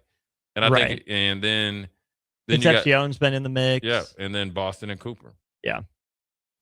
Boston, I've been pretty high on. I mean, you mentioned that whole lineage that Washington had in the run to the national championship game. Boston was the third guy. Yeah. In that mix. And I really like that whole receiving core. The question for me, though, I mean, between Tyson and Tate is, do you want 3 to 5 years of a 1A, or would you rather have 7 to 10 years of a 2 or a 1B? Yeah, 1B. You know, I I think Cardinal Tate's probably better than Michael Pittman Jr. Yeah, or will be. Could be. Yeah. And I love Michael Pittman Yeah. Jr. Right, good player. Definitely. Miscast is a true one. Yeah, definitely will step in day one and cause problems for defenses, especially if he's in at the number 2. Yeah, he's gonna catch some people sleep. Like, oh, he's a rookie. Yeah, he just diced you up. Yeah, I definitely like that, and I like a guy that I know that I'm gonna keep, through that second contract the majority of the years as well. Versus like, the Baltimore Ravens, they kept drafting guys and bust and all that stuff. Bateman and all those guys that just didn't work out, and so. I like. Was that a product of the system? Was it the players? It was system and it was a system and Lamar Jackson. And has Zay Flowers been a hit? No, we don't know yet. He needs to get more consistent. It's been like 3 years, and he had a better year. He did, yeah, but he's not fully matured yet. Okay. I think, but also I think a little bit of it when you start to really dive into. You had that hit article about Lamar Jackson. When you have it to where he doesn't practice on Wednesdays, he doesn't even come to the stadium or the facility on Wednesdays. Mm-hmm. Well, you see why late in the season they don't look the same. Right, part of it. Mm-hmm. And if you don't have that on Wednesday, which is generally a pretty big work day in the NFL, you don't have the timing that you need. The timing between Patrick Mahomes and Kelsey and company is built through the offseason and throughout the season. And so that's part of what the evaluation of Zay Flowers, you just don't know yet. I mean, you got back, you finally signed back, what is it, Rashard Bateman? Rashard Bateman, yeah. To a second contract, the first one in like 10 years for Harbaugh. And so you have a nice little nucleus now for mentoring company, but ultimately you need Lamar Jackson to step up as much on the field as off the field. Yeah. And and the receivers are a byproduct of what the quarterback's doing. Is that easier or harder to do with John Harbaugh out of the building? I don't know. That's going to be fascinating to watch. It's going to be fascinating because you got to earn his respect. He's got to earn yours. Because I think Lamar's a good dude. I think he's deep down a good dude. I think he's not at the level of Russell Wilson, feel like you kind of do whatever you want, but he's getting close there. Listen, Austin, I've had vet days where I got banged up or was kind of, I needed extra day of rest. I still was at the stadium. Yeah. I still was in every meeting. I still was rehabbing. Getting your work done. I was still getting my work done. I still left at the same time because the only thing I didn't do was practice. Yeah. When you're not at the facility all day after a day off. Well, that's my question for Lamar Jackson is, does the gravity of the situation, a wildly successful head coach and John Harbaugh out the door, does the gravity of the situation of, it's my franchise, my team, and not like he hasn't been the franchise player for a while, but, my center's gone. That was a big leadership piece in Linderbaum. The head coach is gone. Here's a first-time head coach coming back home. They need me. I have to step up. For the alphas, for the leaders, the dogs, if you will, that'll happen. But there's a chance that Lamar Jackson is business as usual. I don't think he's going to take advantage of the situation and, go full petulant child or anything. I think he's more mature than that. But I'm just curious to see if there's another leadership and play step for Lamar Jackson to take that'll help the team through the transition. I hope he just takes over the team in a positive way. Same. And feels like the pressure of Harbaugh being around. Mm-hmm. Harbaugh's a big personality. He's very stuck in his ways, physical practices and stuff like that. That you have more of a partnership with mentor who knows him from previous, and maybe has a better connection since he wasn't directly involved with him, because he was defensive coordinator. Yeah. You bring out the best in Lamar and let him kind of lead freely, which in his own way, right? Which will make him and empower him and encourage him to be around all the time. So, and then they can host Indy in the wild card round and lose. They'll be great. Yeah, I'll be all right. We can go to that game. Get some Maryland Blue Crabs. I would have to go back and tour the homeland. Yeah. The down in Baltimore at the stadium is great. Sundown. Driven past it. But... Sundown, we out of there. Yeah, I'll take the afternoon game. Yeah, that's afternoon game. It's just like Memphis. Hey, once them lights come on, I'm Jay Foreman gone. Anyways, we're gonna take a quick break. Come back. We'll give a little bit of update on a Nebraska kind of indirect connection. Cole Payton is making huge strides at where he's ranked at least by the pre-draft stuff. Jay Foreman, Austin Norman. We'll be right back. You're listening to Old School with Jay Foreman and Austin Orman. Download the mobile app and listen wherever you are on 93.7 The Ticket and theticketfm.com. Lincoln's go-to for fun isn't new. It's a place that's been a staple of the city for years and is only getting better. Matson's Bowling and Billiards always has open bowling available with no long lines, unlike other centers. They have live music almost every weekend and great food at EJ's Bar and Lounge, with seating for 150 people. They have popular meals like the EJ Burger, pizza for the whole family, and famous EJ's Wings. Contact Sarah to book a party for friends, coworkers, or family at Matson's Bowling and Billiards, just south of 48th and Holdridge. Are you looking for a fresh new hangout spot? Let me tell you about Liquid Assets Sports Bar, where Mondays mean new weekly drink and food features. With 23 taps, a full lineup of cans and bottles, and 40 TVs blasting every sports package out there, you'll never worry about missing a play. Savor high-end spirits at their stylish top-shelf bar, enjoy a healthy menu, family-friendly atmosphere, and catch all of your favorite teams every day. Doors open daily at 11 a.m. Liquid Assets Sports Bar, located at 2755 Jamie Lane in South Lincoln. This is Jordy Ball for Anderson Ford. For years, Anderson has relied on an exceptional customer experience. But just this once, they're going to rely on a really great pitch. Right now, lease a 2026 Ford F-150 for $197 per month for 36 months. Experience better at Anderson Ford. Stock number 1008753. Aligning on per month lease for 36 months with approved credit. 7,500 miles per year. 10,250 due at signing. No security deposit required. Tax, title, and license fees extra. Residency restrictions apply. Program subject to change. Must take new retail delivery from Anderson Auto Group by 4/30/26. Keep summer green with Judson Bailene and Judson Irrigation. More than 40 years ago, Judson Irrigation started taking in orphans. Lawn sprinkler systems installed by a quickie, cheapy summer job, install them and forget them outfit, long forgotten. Call Judson Irrigation. They'll never forget you. Keep summer green. Call Judson Irrigation 402-420-6277 or judsonirrigation.com. 93.7 The Ticket, Fox, KFXL weather. Sponsored by John Henry's Plumbing, Heating, and Air Conditioning. Your Lincoln forecast for today, we'll see mostly sunny skies. It'll be breezy with an afternoon high near 84. Tonight, increasing cloud cover, continued breeze, the low around 61. And tomorrow, a chance of showers and storms, especially in the afternoon. Otherwise, probably sunny with the high near 78. I'm meteorologist Kyle Collector for 93.7 The Ticket and theticketfm.com. Things that impair you come in many different shapes and sizes. Some are the shape of beer and liquor bottles. Others look like cigarettes but aren't cigarettes at all. These are the things we know impair us, the things our parents warned us about. What we're not always aware of is our new prescription or the over-the-counter medicine we picked up just for allergies or a bad cold. See, it doesn't just matter how much of a substance you take. If you are impaired, driving is deceptively dangerous. Don't drive impaired. Paid for by the NDOT Highway Safety Office.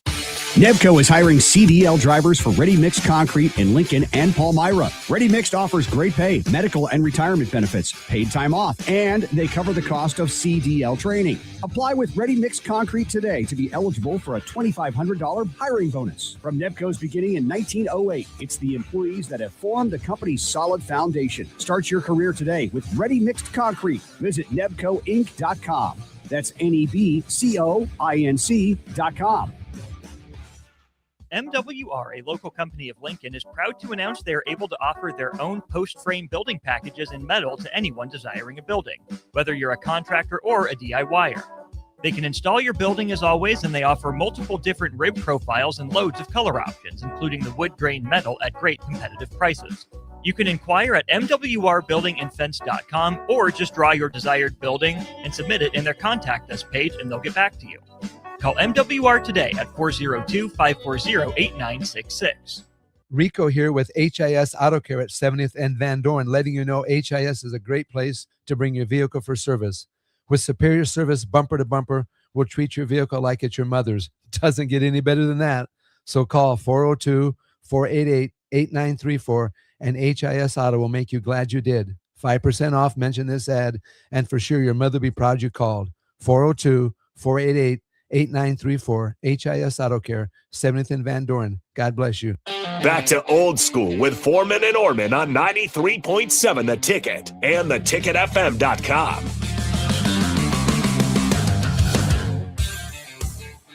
Last segment, 3 o'clock hour. Jay Foreman, Austin Orman, finishing up the NFL draft. Kicks off tomorrow in Pittsburgh.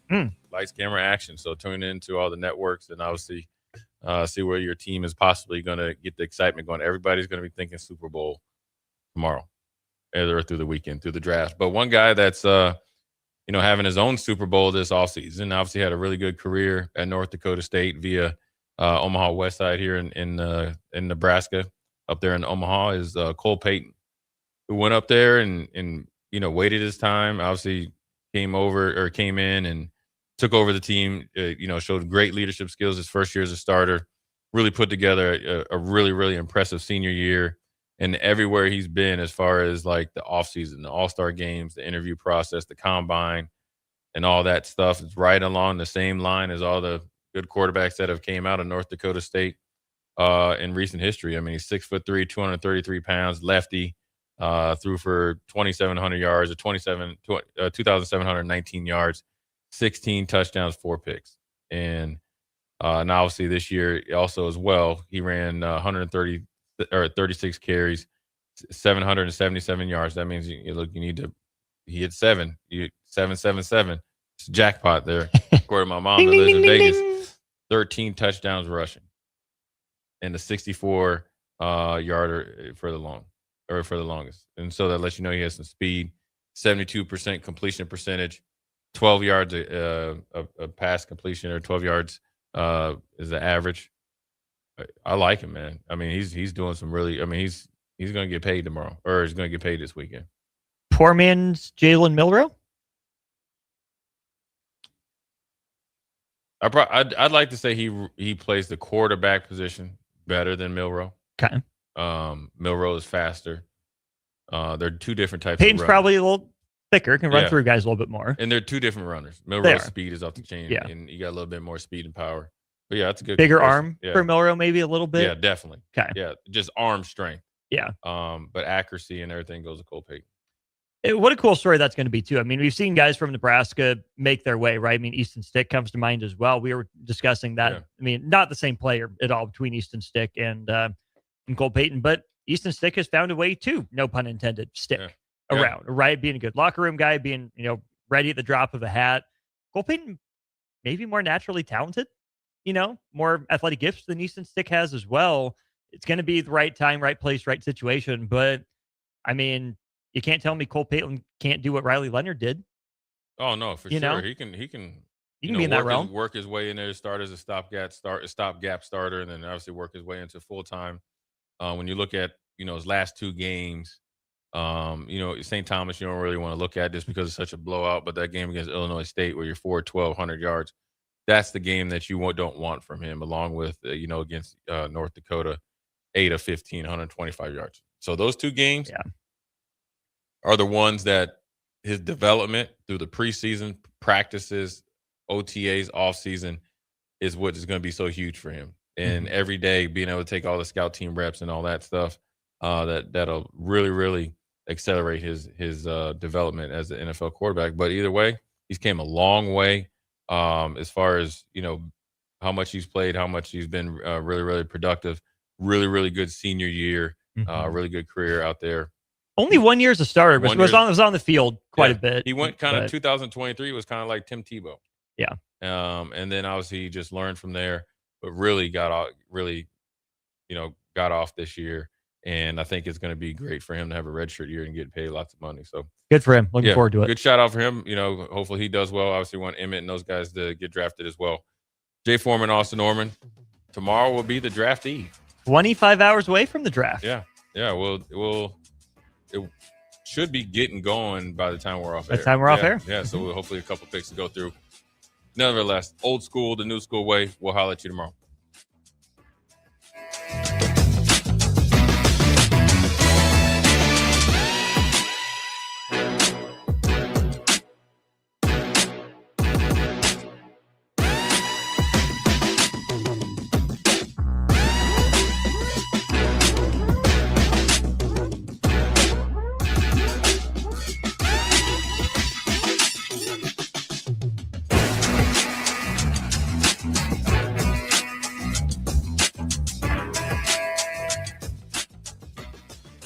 Are you looking for something different for lunch or dinner in Lincoln? Big 8 is now open at 1226 P Street, serving seafood boils and Asian cuisine.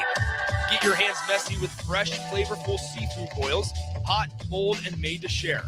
Or enjoy classic Chinese and Asian dishes, perfect for lunch, dinner, or a night out with friends and family.